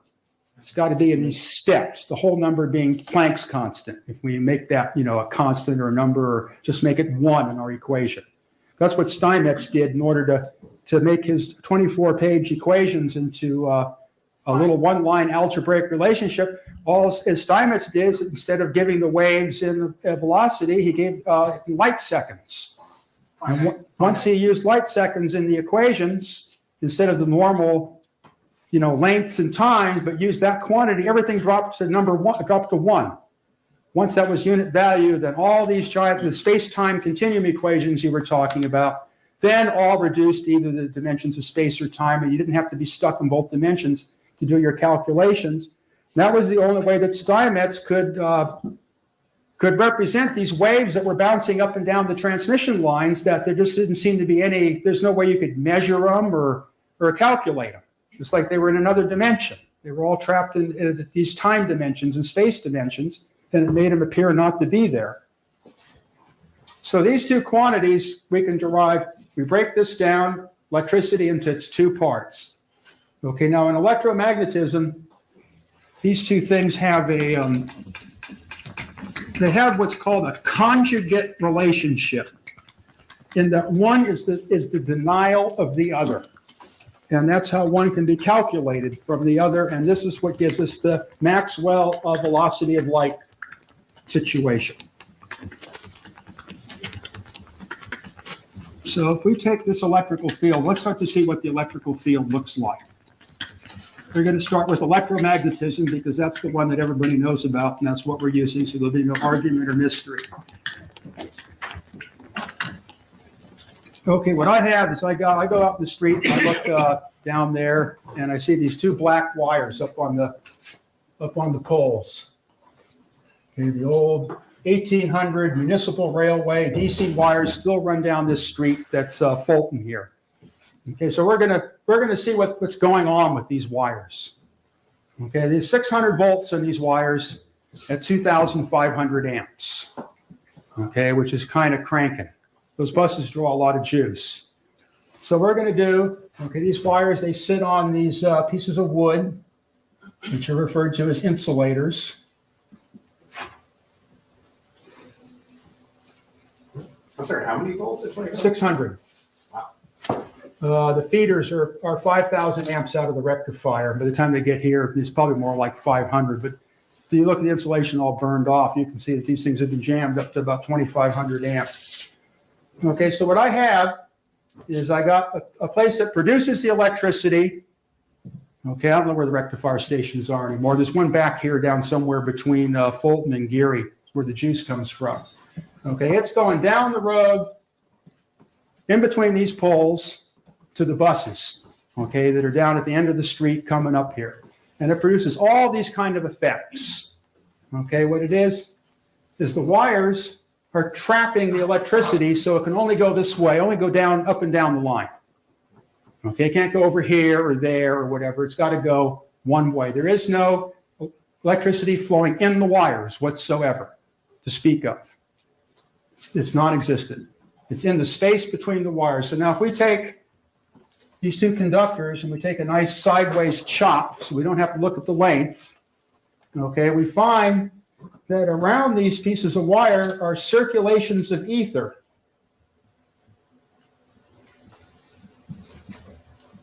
Okay, and one circulation is in one direction and one is in the other direction. because we have a basically plus and minus type of transmission situation. This is called magnetism. Okay, and it's there. Everybody's held magnets and pushed them together and has felt this thing that's in between the magnets. The light poles is the best because you can feel like a jelly as you try to push them together. There's definitely something there, and it doesn't fall to the floor when you take the magnets away. So there's no mass. So what this does is it creates a concentration of magnetism in the space between the wires that predominantly moves vertically. Okay, at right angles to the power flow. Now, this magnetism physically pushes the wires apart. So in other words, when all the buses are running, the wires are going to be a little farther apart on the spans between the poles than they are when all the buses are stopped. So there's definitely some kind of pressure or something exists in between here. Okay, now the thing is the further I spread out, let's take one span as our differential element of these wires. Let's say about 150 feet from pole to pole. I take that section of cable and that's all I'm going to look at. Okay, there's a quantity of this magnetism in between these cables. Okay, by this circulatory ether condition, pushing the cables apart. Now, if I let the cables move apart, or I spread them apart more, by putting in another insulator, moving all the cables over. Now this will hold more magnetism, obviously. Now, if I put a chunk of iron or some kind of magnetic material in between those wires, okay, that magnetic material is going to suck in the magnetism, and again, there'll be more magnetic storage capability inside this electromagnetic structure. But with the iron, if I keep increasing the current situation of the magnetism so that the iron can't hold anymore, the iron goes into what's called saturation, and it will no longer hold any more magnetism, and all the rest of the magnetism that's produced by the generating station will have to continue to exist outside the iron. It's what's called a saturation condition. All these things are completely archetypal of space. You can only jam so much in the bottle. Okay, you can only fit so many cars in the parking lot. These are all normal properties of space. Okay, now we'll look at these wires a little further. Okay, well, not only are we dealing with the current of 2,500 amps, but we're dealing with a voltage of 600 volts. Because we got to have the volts and the amps, we got to have the magnetic and the dielectric before we have electricity. Okay, now these lines of force, if I take one wire and focus in on it real close, okay, the magnetism goes around like this in perfect circles if the wire is a perfect circle. The dielectric is completely contrary. It's conjugate. If everywhere in space a magnetic sectional line of force has direction, the dielectric field will always be at 90 degrees of that, and there's no alternation of it possible. So we have where the magnetism is concentric, the dielectric is radial. And this, if one is one way, the other is the other way situation. This conjugate situation always exists everywhere in space. So if you know where the magnetic field is, you know where the dielectric field is. Okay, now the dielectric field, where magnetism has to form closed loops of a circulatory type of fashion, the dielectric field is radial lines that contact the metal surfaces. So they come out and they arch. And everywhere in space, they're at right angles to whatever magnetism exists. So now we have another field of force that exists as a conjugate to the magnetic field of force. And the two of them make up the electric field. Okay, now these forces, the more I raise the voltage, the more it wants to pull the wires together. Not push them apart, but pull them together. So the force is opposite. Now, if I move the wires closer together, these electrostatic lines of force or dielectric lines of force become even more concentrated. So now that I've moved this section of transmission line, the wires close together, the closer the wires are together, the more electrostatic energy the system will store. And it tends to pull itself together, where in the magnetic, the more magnetism there is, the more it wants to push the wires apart and make itself bigger to store the energy. So now we're starting to get into the concept of counter space. We've entered the counter space logic right now. We have two spatial conditions. Okay, now if I take and put a piece of glass in between these wires, like I did the iron bar for the magnetism, the glass will absorb up more dielectric lines of force, and the energy storage will be greater. Now, if I keep turning up the voltage to the point where the glass starts to saturate and can't handle anymore, what happens is instead of pushing the lines of force out, what the glass will do is start to draw even more lines of force in until the point in which it blasts. That's when you get sparks across power lines, lightning discharges, that type of situation. That's what's going on. Now let's take a lightning discharge as another flux example. Okay, we got the clouds, we got the earth. Okay, now because we know about these lines of force, we know that there's this volume of space, of ground and thundercloud that is filled with a quantity of electrostatic lines of force, okay, which are basically trying to pull the cloud and the earth together. Okay, now what happens is the cloud evaporates, the water, which is holding 50 times at least the amount of lines of force that air can hold, is releasing this electricity and it has nowhere to go. So what happens is these lines of force start to become tighter and tighter.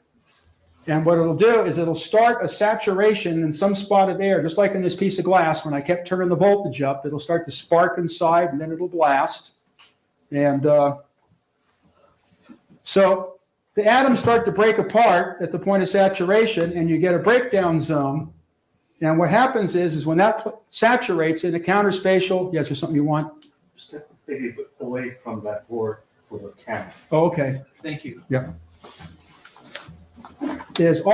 Once the saturation process starts, all the lines of force will come running into that and discharge the complete 1 cubic volume of electrostatic lines of force in one fire column. Saturation is complete and total. There's nothing jumping from the cloud to ground or any of these types of, those are all myths. If you build your lightning protection system on that, you're more than sure to get blasted. What did you say it was doing?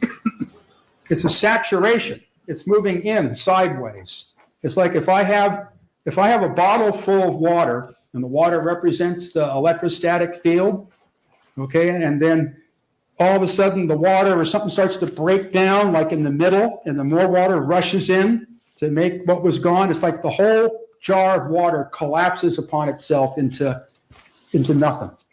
And the energy density is so high at that point that the fire appears. And that's why there's the blast. So lightning is not moving vertically, it's a saturation collapse coming in horizontally, and it produces this what's called impulse current. It's all the static meant into one line. Yeah, it's a saturation into counter space. Okay, now when I'm sending the electricity down this line, what's going on, okay, is everywhere one of these lines of electrostatic force and one of these lines of magnetic force cross, there's a code joining. You have a process of multiplication. It's basically the symbol of multiplication, the cross, which takes us back to that polarity thing. Again, it's always the four-pointed cross. It's an Indian archetype, actually.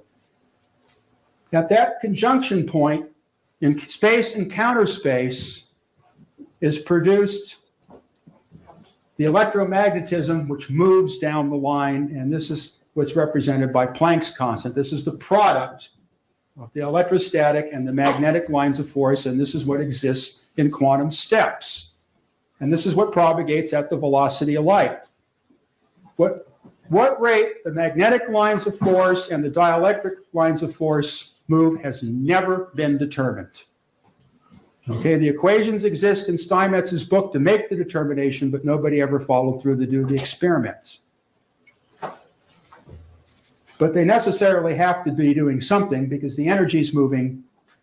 So the movement of the lines of force and the energy, what they do is they're scraping into the wire because the wire is not a perfect conductor, so to speak. But the wire's not conducting this. The space is conducting this. The wire is a reflector. That is basically why all electromagnetic boundaries use a material which reflects light for the so-called conductors, and it always uses a material that absorbs light for the so-called insulators. All electromagnetic boundaries must be capable of reflection, or they will not work. Wow. That's the basic engineering principle. I'm sure there's some modern plastics that'll do something, but this is the basic process. Ben, was that you? Yeah, that's a big revelation for me. Go ahead. Tell us all about it. No, just the fact that conductors are reflective and capacitors are they absorb light. Okay. You do notice that they put the two wires apart and you got a pure charge state in there. And that's how they're moving it down the line. So when we go to look at people who are doing this experiment and they put it on the scale and they said they're some kind of a plasma thing or something else, it's not. He just explained it right there that it's a pure charge state.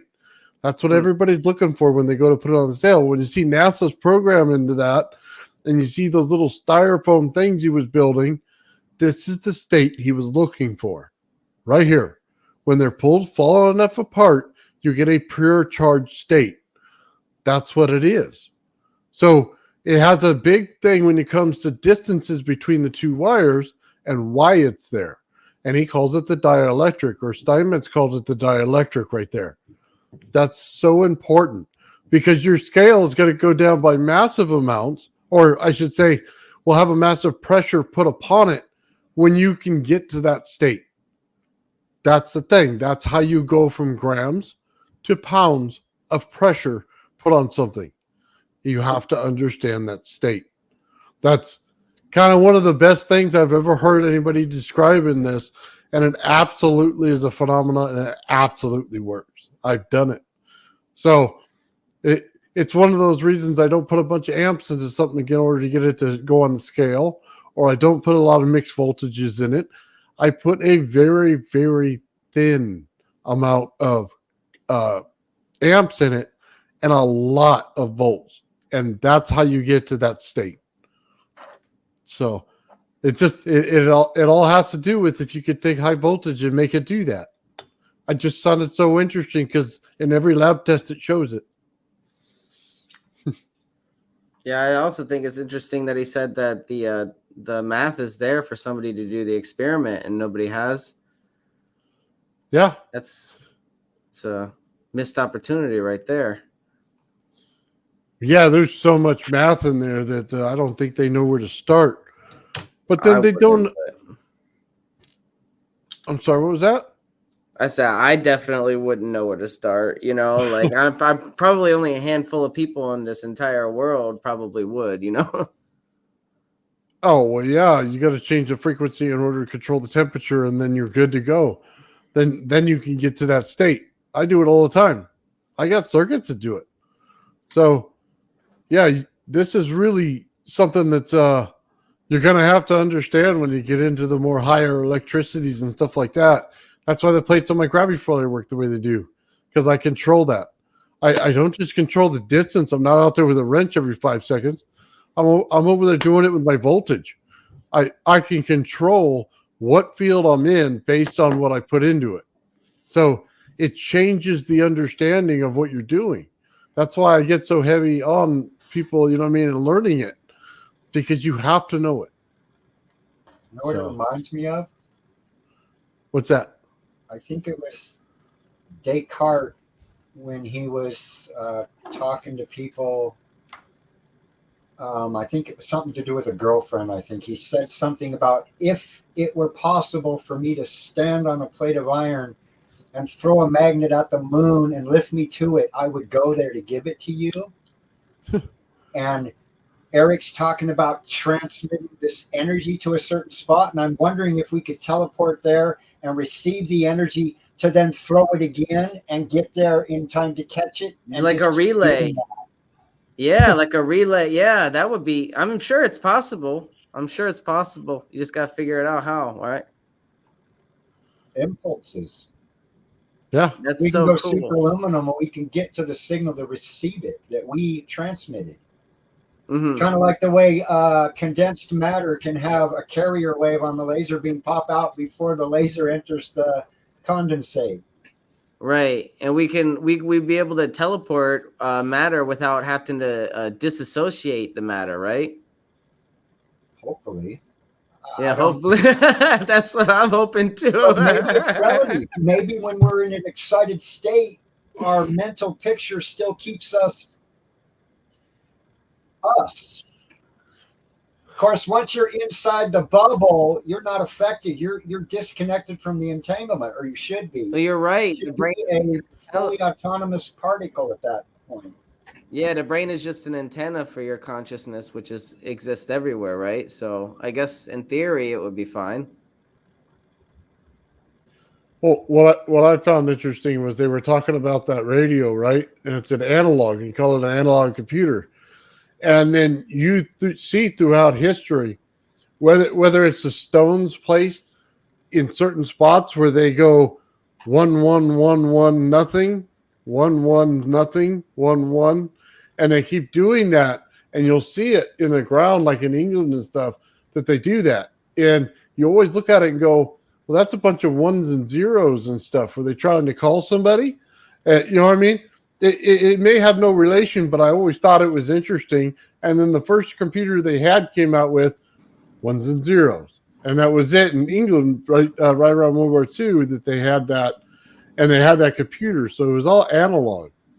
Turns out Stonehenge was just an ancient giant rotary phone.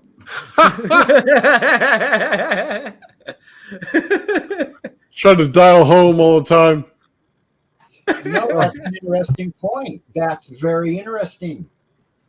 Beat note frequencies, right? You guys talk about those? Exactly. When you are dialing the telephone, it actually has a set of frequencies. DTMF is dual tone modulated frequency. It takes two tones to get the one pulse that goes over the phone. So it is actually a beat note frequency. Oh, that's interesting. Huh. I didn't know that. That's cool. He said that's a big phone.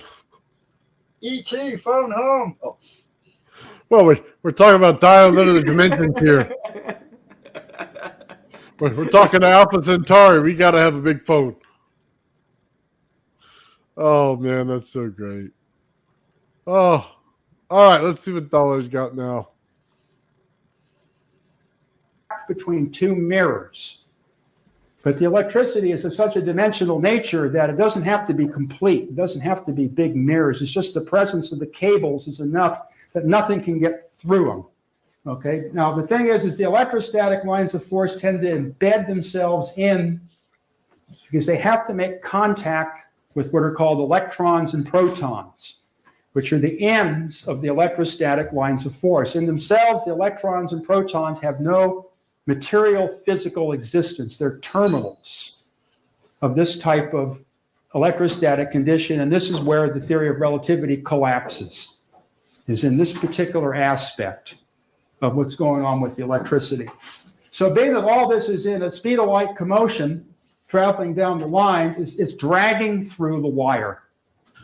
And then the wire basically burns up the electricity, and there's a sympathetic current flow in the wire that cannot move anywhere near the velocity of light down the line. And it's a situation quite analogous where if you're going down the road in your car and you got to slam on the brakes, what happens is as you skid down the road, it makes a sound, okay, which is called enharmonic. It's a distortion type of sound where energy is being destroyed or consumed. And part of the road will be carried along with the car, but not at the same rate as the car. It will always, the pieces you rip up will always fall behind, and the skid marks will always be left behind, but there will always be the tendency to move. And this is why the wires get hot and give the indication of current flow, but the current flow is the rate at which the electricity is destroyed. So now what we can do is we can give these quantities symbols so that we can work with them. So we have now We talked about the magnetic field.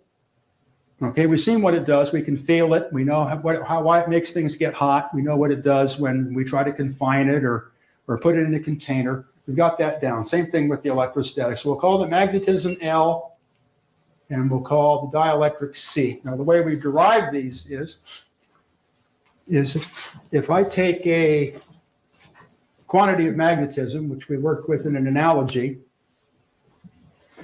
okay, and I take associated current flow that goes with it, that it drags along in the wires, it gives me this quantity L, which is called the magnetic energy storage coefficient.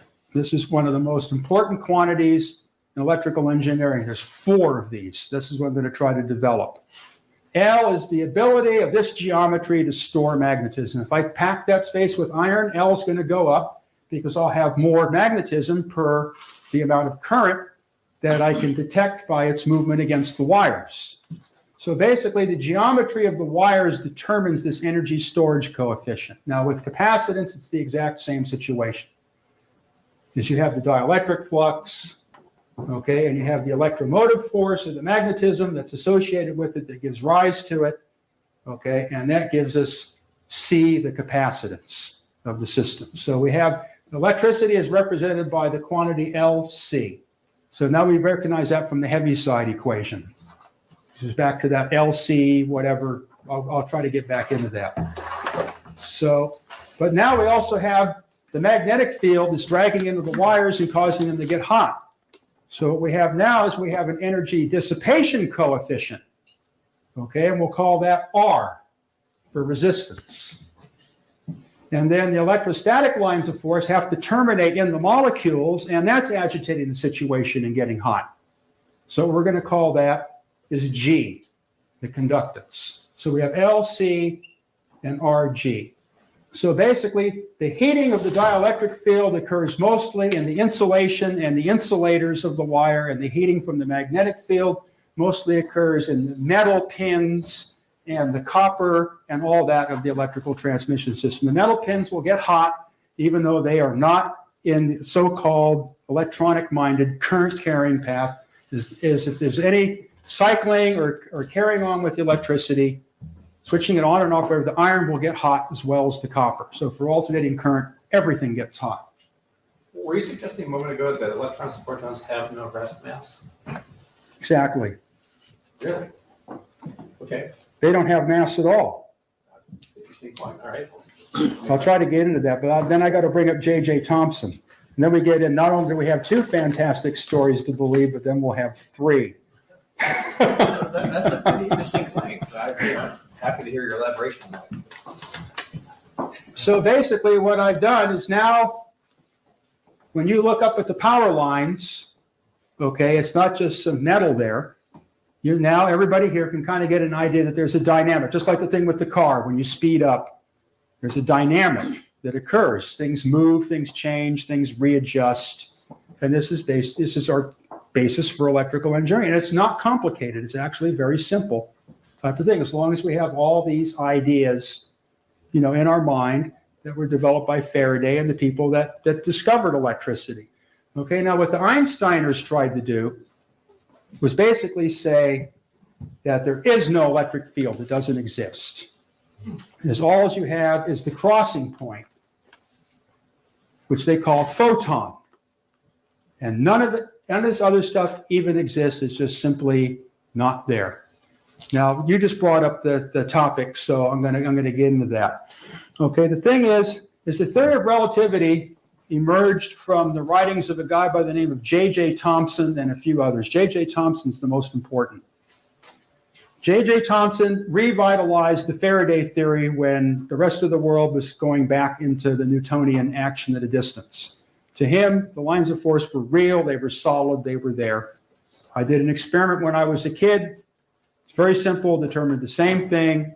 I got a nice set of very sensitive, sound-powered Navy headphones from the Air Force Base. I had a magnetron magnet from one of their radars, and I had a 440-volt relay coil. Lots of turns of wire. Put on the headphones, connected to the coil, and waved it around the magnet, and I could hear the individual lines of force scratching through the windings. There was a fibrous something there. The faster I moved the wire through the air, the higher pitched the scraping noise was. So there was something scraping or acting, and to me, that is another experiment to establish the physical reality of the lines of force. Okay, now, the Einstein and the physics and all that, see, we're kind of back in the same situation now we were with Oliver Heaviside. The physicists said it was a diffusion problem and based all their work on that, where Heaviside said it was an electromagnetic, a double energy type of situation that had to be balanced. So again and again, these things repeated. So J.J. Thomson discovered a phenomenon called the electron. He is the one that gave us the concept of the electron. And here's how the concept of electron worked in J.J. Thomson's mind. Is in one of these electrostatic saturation conditions, let me take the inside of a radio tube or some type of deal where I've got two metal plates in a vacuum with 100,000 volts between them, so I have this nice intense dielectric field. Okay, it's straining everything. The plates are being pulled together. Okay, what it starts to do is if I keep cranking up the voltage, it starts to pull what it's connected to in the atom out. The atom can't hold it anymore. It's starting to yank out. So what happens is one will break. One line of force will break loose, and you will have what's called an electron at that end of line of force, because a line of force can't just break and end in space, according to the Faraday theory. So this end of line of force, now you have a rubber band of dielectricity that's snapping, okay? And its energy is being discharged in this snapping to the other plate, the positive plate, and that produces a physical action and a heat. Of course, now the Einsteiners said there are no lines of force, so all we have is the electron, which is a ball bearing that floats in empty space. And if we drop it to the floor, then we'll have electrons rolling all over the floor. But somehow that just doesn't work out like that. It doesn't seem to have any real mass. The mass is all related to the rate at which the electric field is moving. It has nothing to do with a physical object. Now, what was found was, just a second, what was found is that this electron phenomenon, if you try to make it happen faster, you cannot, if you have all the energy in the world, you can make it happen at the velocity of light. And anything less than that, it cannot reach that speed. And this is the basis for the proof of theory of relativity. The electron is not a ball bearing. Nobody knows. The only person that knew what an electron was Philo Farnsworth, and he wrote no books, and he's dead. Yes? Well, the thing is, you mentioned about the cathode and all that. Now, if you have no voltage across it, the anode and the cathode, and you have the heater, because a cathode is a thermionic thing. With, no, this is a cold cathode. The cold cathode is a different thing. There's two phenomena that makes a cold cathode work. One is it depends on ions. Ions hit the surface of the cathode, and then electrons come off. That's what well, that's after the breakdown. But you got to turn up the voltage to the point where the charged carriers get pulled out of the metal. Yeah, well, they call that brute force field emission. Yeah. Which is where thermionic emission is where you heat this plate up to red heat. Yeah. So the electrons can't hold on very good anymore. Yeah. And you can just heat it up to the point where the electrons just kind of boil around the whole thing, but they got nowhere to go because their lines of force are all going inside. They're not outside. But it also results in the cooling of the cathode. The cathode is actually it's actually on a field emission. Tesla showed that when the anode gets hot, the cathode refrigerates. Yeah. Which is kind of a remarkable thing in itself. So what led out of J.J. Thomson's idea was, when you read his book, which is very simple, his mathematics is kind of shoddy, but there isn't a lot of it, is that here's the implication of J.J. Thomson's work, okay, is space is filled with electricity. We don't know what the voltage of the planet is with respect to the sun. We can't just say right off the top of our heads what the magnetic field intensity is in this, but at any rate, if I got my car sitting out in the street, it's being that it's metal, it's got all this electrical lines of force attached to it and surrounded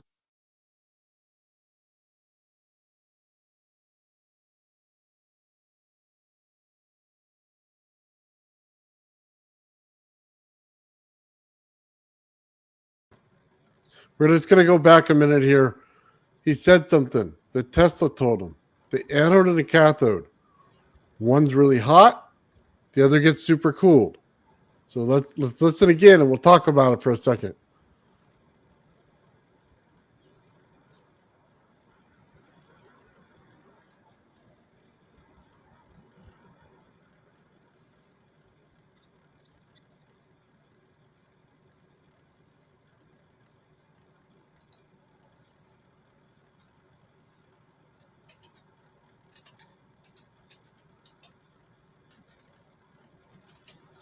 That when the anode gets hot, the cathode refrigerates, Yeah.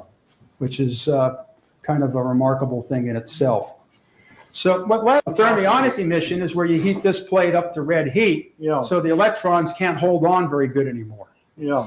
And you can just heat it up to the point where the electrons just kind of boil around the whole thing, but they Yeah. got nowhere to go because their lines of force are all going inside. They're not Yeah. outside. But There's it no also results in the polarization. cooling of the cathode. Cathode have actually. Yeah, it's actually, in in field emission, Tesla showed that when the anode gets hot, the cathode refrigerates. Yeah. Okay, now that we heard it, okay, we always talk about vortexes. What's the main thing to know when you have one? That one side gets hot, the other side gets super cooled. There it is. You Yeah, pull the that's energy into interesting. the ether. Go ahead, Ben. No, I was just saying that's interesting. Have you guys heard of a Peltier device? No, I haven't. It's an electronic device where when you, it's a sandwich layering. When you apply electricity to it, one side gets hot, one side gets cold, so you can stick it between your processor and your heat sink. Wow. Supposedly help cool. Anyway, yeah, one side gets hot, one side gets cold, and they're little thin things you can buy. People build these really cool, I think, sonic refrigerators with them and stuff. They're pretty neat. Interesting. Yeah, I just thought it was a good point because we're always talking the coil, we're always talking the center cold, we're always talking the outside hot. And it proves out in theory, it proves out in the work that we're doing that it's always that way. It's always got a loss in Yeah. oh sorry, what was that? I'm just reading Mr. Lane's. Oh. Lane's? Okay.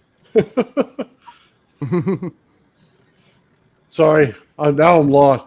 Okay, anyway, all I was trying to say is it was just interesting that Tesla would tell them that, and then it would like hit them in a different level, but it hits us just right because we're dealing with it all the time.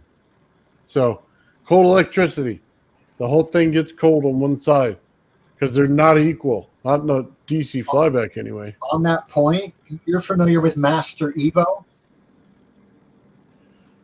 He has in his like associate guys videos that he talks to, there's a man that does plasma discharges on toroidal magnets, and he shows how the poles where you put the charge, you can get a cold plasma or a hot plasma. And he actually proves it because he's got these wooden matches, and the plasma will not light in the cold zone, but in the hot zone, the piece of wood starts on fire.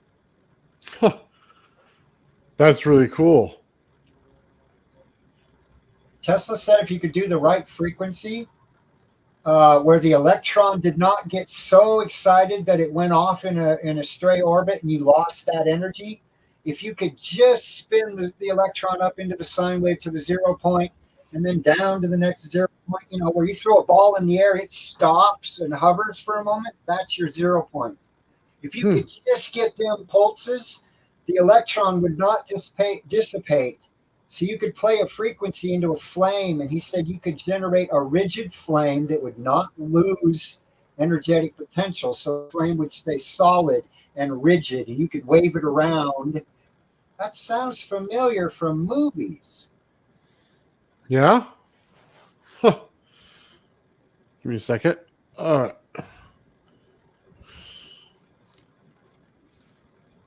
That's how you make the lightsaber.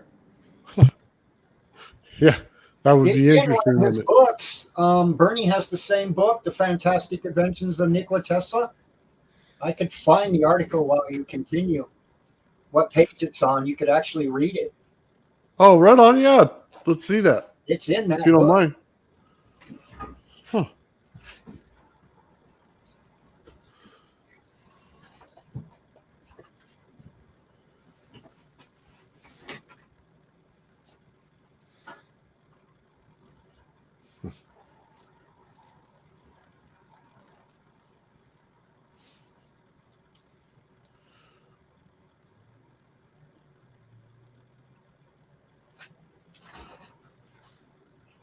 It'll probably take me a few minutes to find exactly where that one was. Okay. Yeah, not a problem.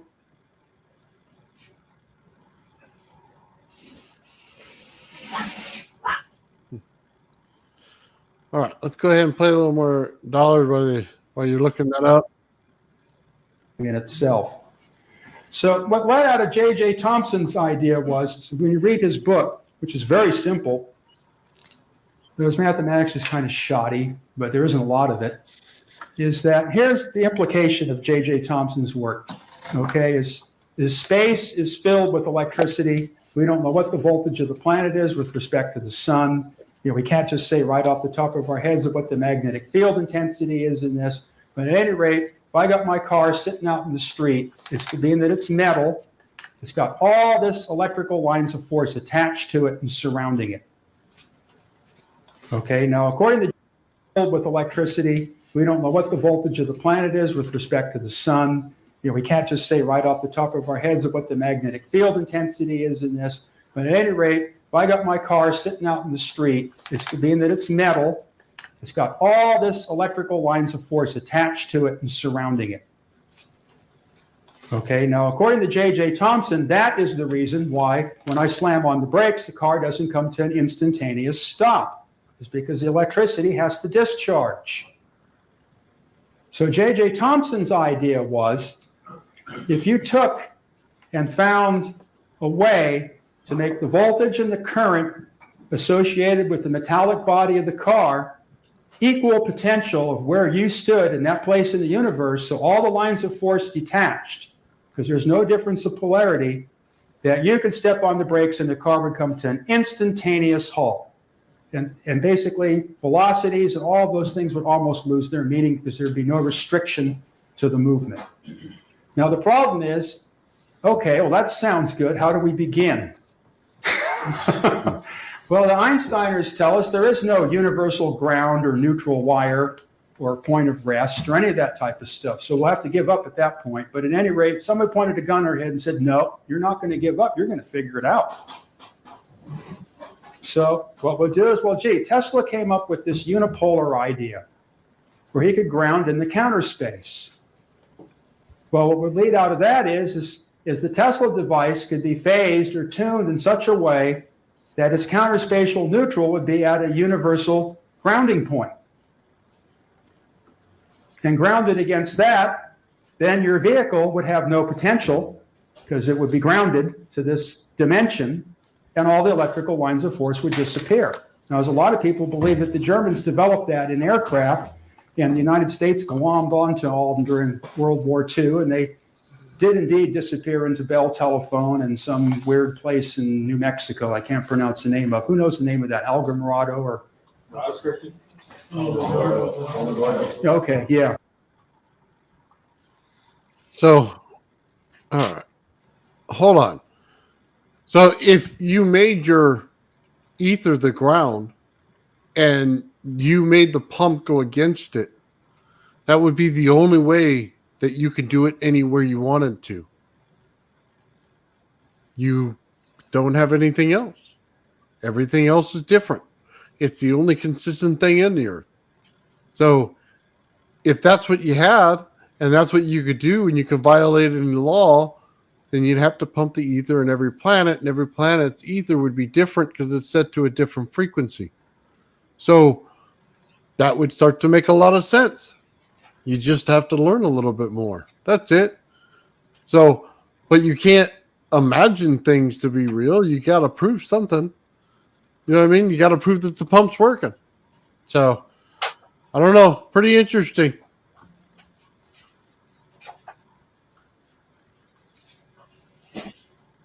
contention is that all this talk of aliens and UFOs and all that is just a weird type of compounding disinformation story where they actually throw the material out and then deny that it exists. So the whole thing just becomes a self-consuming lie, and nobody realizes it's really actually Earthlings doing this stuff.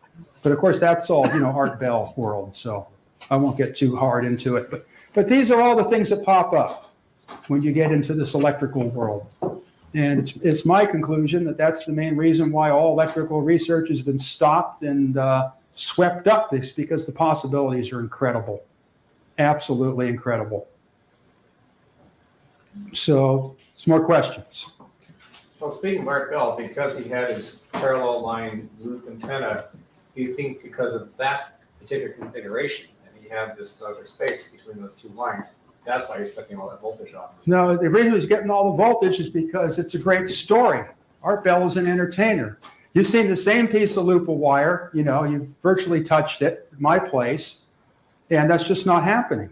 But they did have this very long, exactly parallel matched loop. I thought maybe that configuration matched your model for the dielectric field in between. No, Art Bell is an entertainer like Okay. Michael Savage. And my last question would be, just to make sure I got this, because I'm still trying to figure this out. You're suggesting that protons, electrons have no rest mass, but that their apparent mass is a function of the velocity of the force lines. Is that correct? Right. Okay. It's a theory. I'm digesting it, but it's interesting. Yeah. Before you ask the question, could you elaborate on your last statement? The information about electricity is being gathered up or whatever. Well, if you look at electrical history, okay, you can see it was just a ball of confusion for 300 or 400 years in Europe, where such things were observed. Obviously, the Hawaiians and the Aborigines weren't doing much experimentation. It all came out of that neighborhood, and then it just boom, took off. Twice it became, with Franklin, it became almost like a fad that everybody in France was wearing lightning rods on their hat.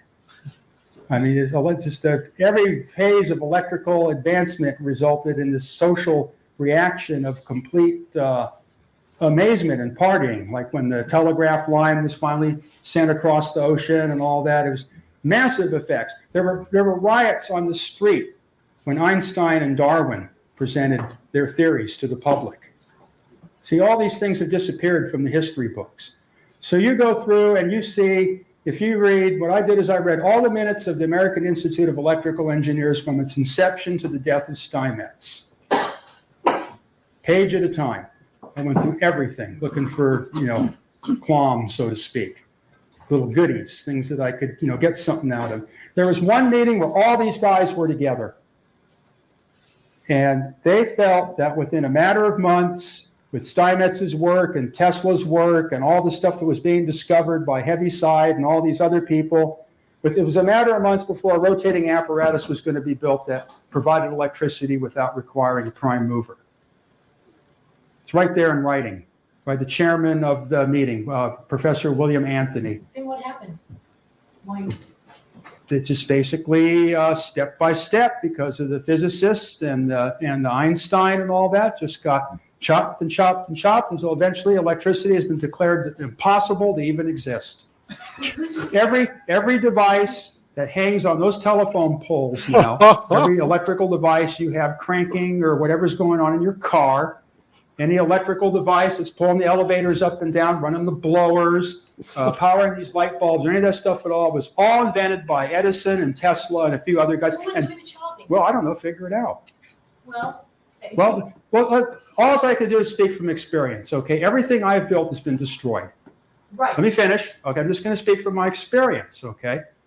Everything I built has been destroyed, okay, as people have been hounding me and harassing me my whole life, ever since I was 6 years old, even before I came up with anything. It took a while to figure out why all this worked, okay? And I won't get into it, but I'll get into the specific example, okay? The thing is when I was a child, okay, I wasn't interested in riding bicycles or kites. I didn't need to go goo goo gaga, see Dick run, see Jane run in the classroom, because I was too busy reading my father's naval and electronic engineering books. That's how I learned to read. I just sat down to open the books and read them. I don't know where I learned how or whatever, but that's immaterial. That's just what I did. I probably got enough out of the kindergarten class or something. Okay, when I was 12 years old, Pacific Gas and Electric took me on in a private tutoring special education situation. Okay, and then the phone company came next. Once I had all my federal licenses when I was in high school, the phone company came in with a couple of spooks that looked like some CIA guys with, the gun in their pants, but not quite, where's Eric Dollard? And it was a couple of stunts that me and my buddies pulled the week before. I was not feeling happy. And they go, we want you to attend this meeting, special meeting. And it just kept going and going like that. And then RCA came in Bolinas. Okay. And when I was 17 years old, I was completely absorbed into the station. I could come in there any time of day or night, get parts I needed for experiments, had the keys to the gate, so we could party on the beach, all these type of things. Okay. RCA, the phone company, 1970, what me and my friends called the day the music died. Okay. All those companies started going down like that.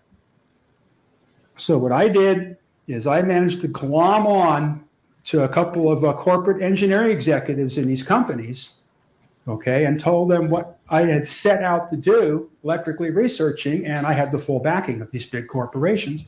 RCA gave me all of their equipment in Bolinas, except what was actually online. 25 tons of apparatus. Wow. To do what? For my research. Transformers that stood 7, 8 feet high. There's a few people here that were with me in that episode. Actually, only one person. I don't know where she is right now. But that's it. Nobody, that's all gone. There's no see or belief or anything. An environmental organization came in, seized the whole situation, hired high school vandals to smash all the equipment with hammers and axes, spread the mercury and the PCBs all over the floor, the environmental saviors, smashed everything, cut all the cables, dumpstered all the notebooks, tried to make sure I had no place to live in town. Yeah, but they were hired by. No, they own the place now. They just simply took it over and then pushed RCA, what was left of it, to the other side of the wall. Yeah, but as then we they were said. hired by other people who were hired by other people. Well, that's all that's for you to figure out. I'm just leading the trail. You go talk to these people, okay? You go to Bolinas and you go to the RCA station and they call themselves Commonweal. You talk to them and get their story. That's how you deal with those type of people. Well, Okay, they managed to they get were the- hired by other people. So at any rate, let me continue. I don't know who, I'm a scientist and an engineer. Okay, I can't speculate, otherwise I just burn my whole life up chasing UFOs and space people and Soviet Tesla scalar conspiracies. You know what I mean. So what it finally evolved to is a guy and a friend of mine got together with me and we went with a videotape camera.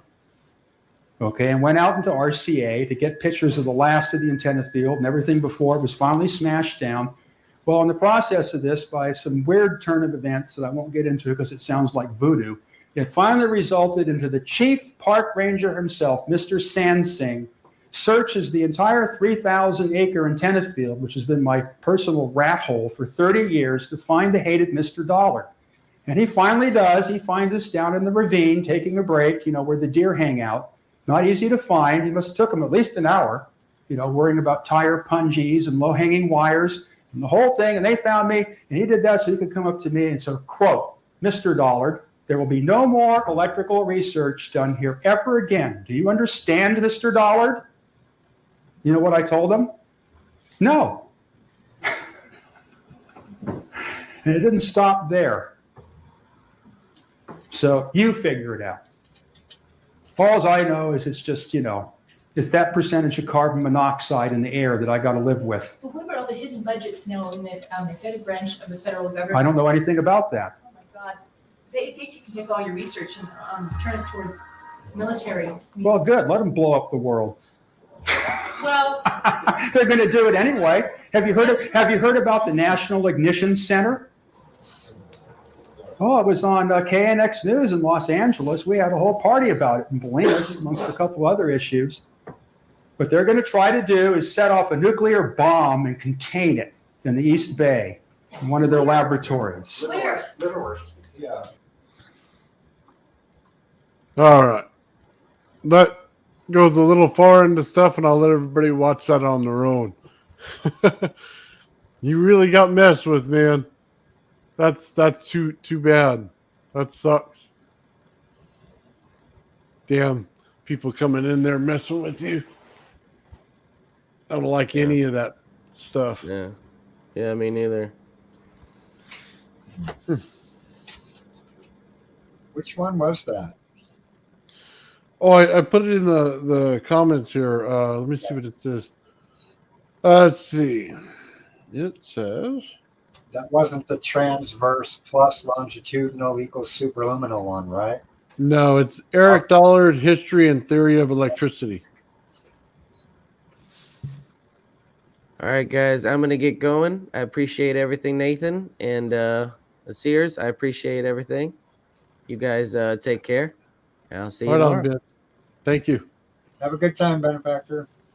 Thank you. You too. Is there anything you want to talk about, Victor, before we all take off? No, he's given me a couple of points that I got to look at. Like I said, I got to cross product that then, and tear apart that 1/137 and open it up. Nice. Yeah, there's a lot there, man. I really like Dollard and what he does, man. He really kind of gets into it and tells you things. And he really not holding back too much, except for, his personal stuff there. Which of your videos would be best for me to start to find out what's going on with this puppy? Because I read there's something about starting it that I'm going to have to be careful not to burn it out. When I bought it said something about start voltage or current and shit. Which one should I watch to? Well, what are you trying to do? What are you making out of it? I'm going to redo this 48 volt power supply and hook it up to get ready for some rodent coils. I might fire a Tesla up with it and my spark gap. I don't know. But I was thinking of putting it on a coil, but I don't want to burn it out. Yeah, you want to probably start with 12 volts anytime Right. you put it in there. Yeah. And then that's where I would do. 48 volts is quite a bit. They tend to not like that. Though they do handle up to, oh God, what was it, 40 volts is what I put into one, but it's only for a little while. Once they get too high, they tend to, MOSFETs just go. They get too high. Then I'll start on the Siglent then instead of the big one. What is it everybody's saying? Don't be afraid and go 50 volts. Is that a larger ZVS or?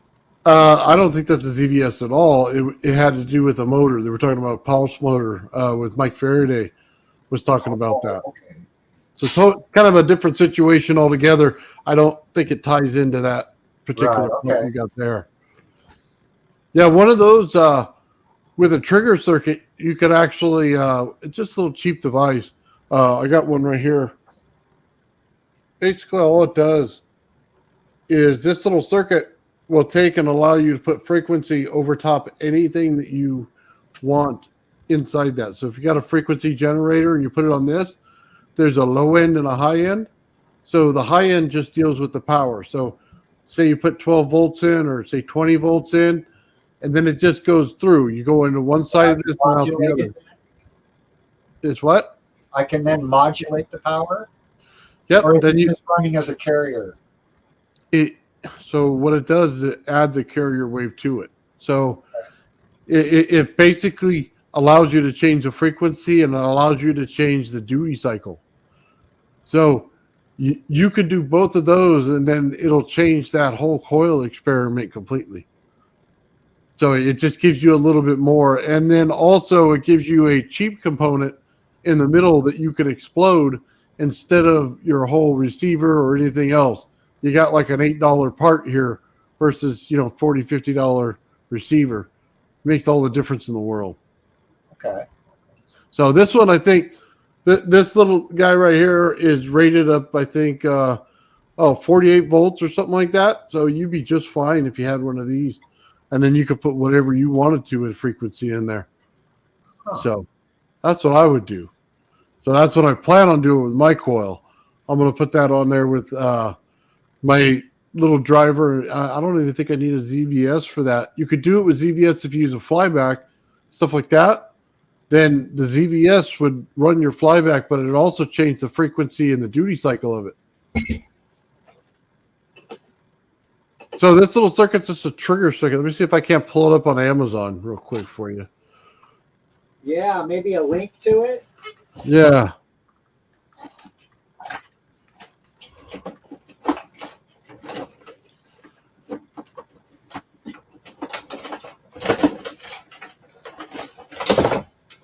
Okay, then.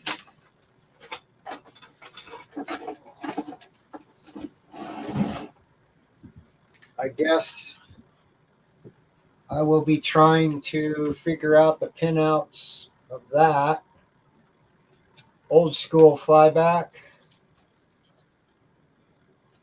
Okay, give me 1 second. I'm looking it up. Oh, here we go. Says 619 on the bottom. It's a great big old flyback. Yeah, you got an AT flyback right there from a TV. Yeah. Is that the wrong kind? No, it'll work. But when it comes out, the voltage comes out. It's not going to be very heavy. You have to get a voltage multiplier to go with it if you want some real voltage. out Oh, of and it. that's the capacitor stack you guys been building? Yeah. Okay. So, yeah, because it comes out maybe, I want to say it's this long right here, maybe half an inch or so. That's about all the spark you're going to get out of it. Which, if you put it into coil, it might be just fine. But if you're looking for some high voltage experiment, it wouldn't be. So No. you have to get the multiplier. No, I don't really want to throw energy away and do sparks. I want to test with different values of electromotive force and check that pressure. Absolutely. So, yeah, then you're fine. Just watch what you put into it. Okay, let me see. I'm getting the link right now. Oh, man.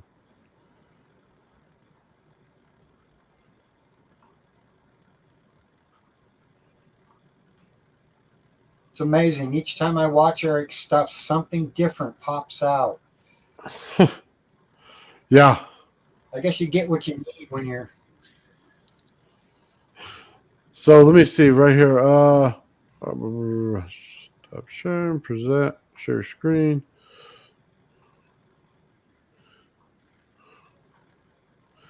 So this right here is the circuit. So it says it's 600 watt. Dang. So yeah, it's going to handle a little bit for you right here. 0 to 24 volts, it says. Let's see. So yeah, it'll be a pretty good circuit right here. Output captivity DC 4 volts to 60 volts, 10 amps. I don't know that it runs that high, but it's pretty good. The little one I had, like this, it was doing 24 volts at a couple seconds. You know what I mean? And then it heat up. But then when you ran 12 volts, it like ran all day. So this one right here is a bit heavier, so it'll probably do better than that. But like I said, it's a trigger circuit. So if you look at it on the left side of it, the power goes in, the power goes out. That's as simple as it gets. On the right side, frequency generator. And then you could do whatever you want. That's why I have one for, coils and stuff like that. So Cool. That's cheap enough to get a few. yeah, knowing me, I'd probably blow them up. So I bought a few when I got them. Oh, man. All right. So we'll stop sharing that. Hopefully, I put a link in the description, guys, if you wanted to get one of those and try it out. But that's where my experiments are going. So I'm going to be trying that out. Man, your dog's all over you today. Oh, yeah. She just got brought in. She's happy. She just turned 6 months old today, lost one of her little canines. And so the pain isn't there so much. Oh, New teeth are coming in. nice. Right on. All right, guys. Anything else, Victor, before we take off? Nah, I'm going to do some playing and checking. Right Get on. ready for Wednesday. Yep. I got to go cook for the family right now, so I got to get going. Yeah. All right, guys. Thank you, everybody, for showing up. Victor, thank you for showing up today. And I want to thank Ben for coming in and checking things out. Guys, thank you for hanging out with us. I really do appreciate everything.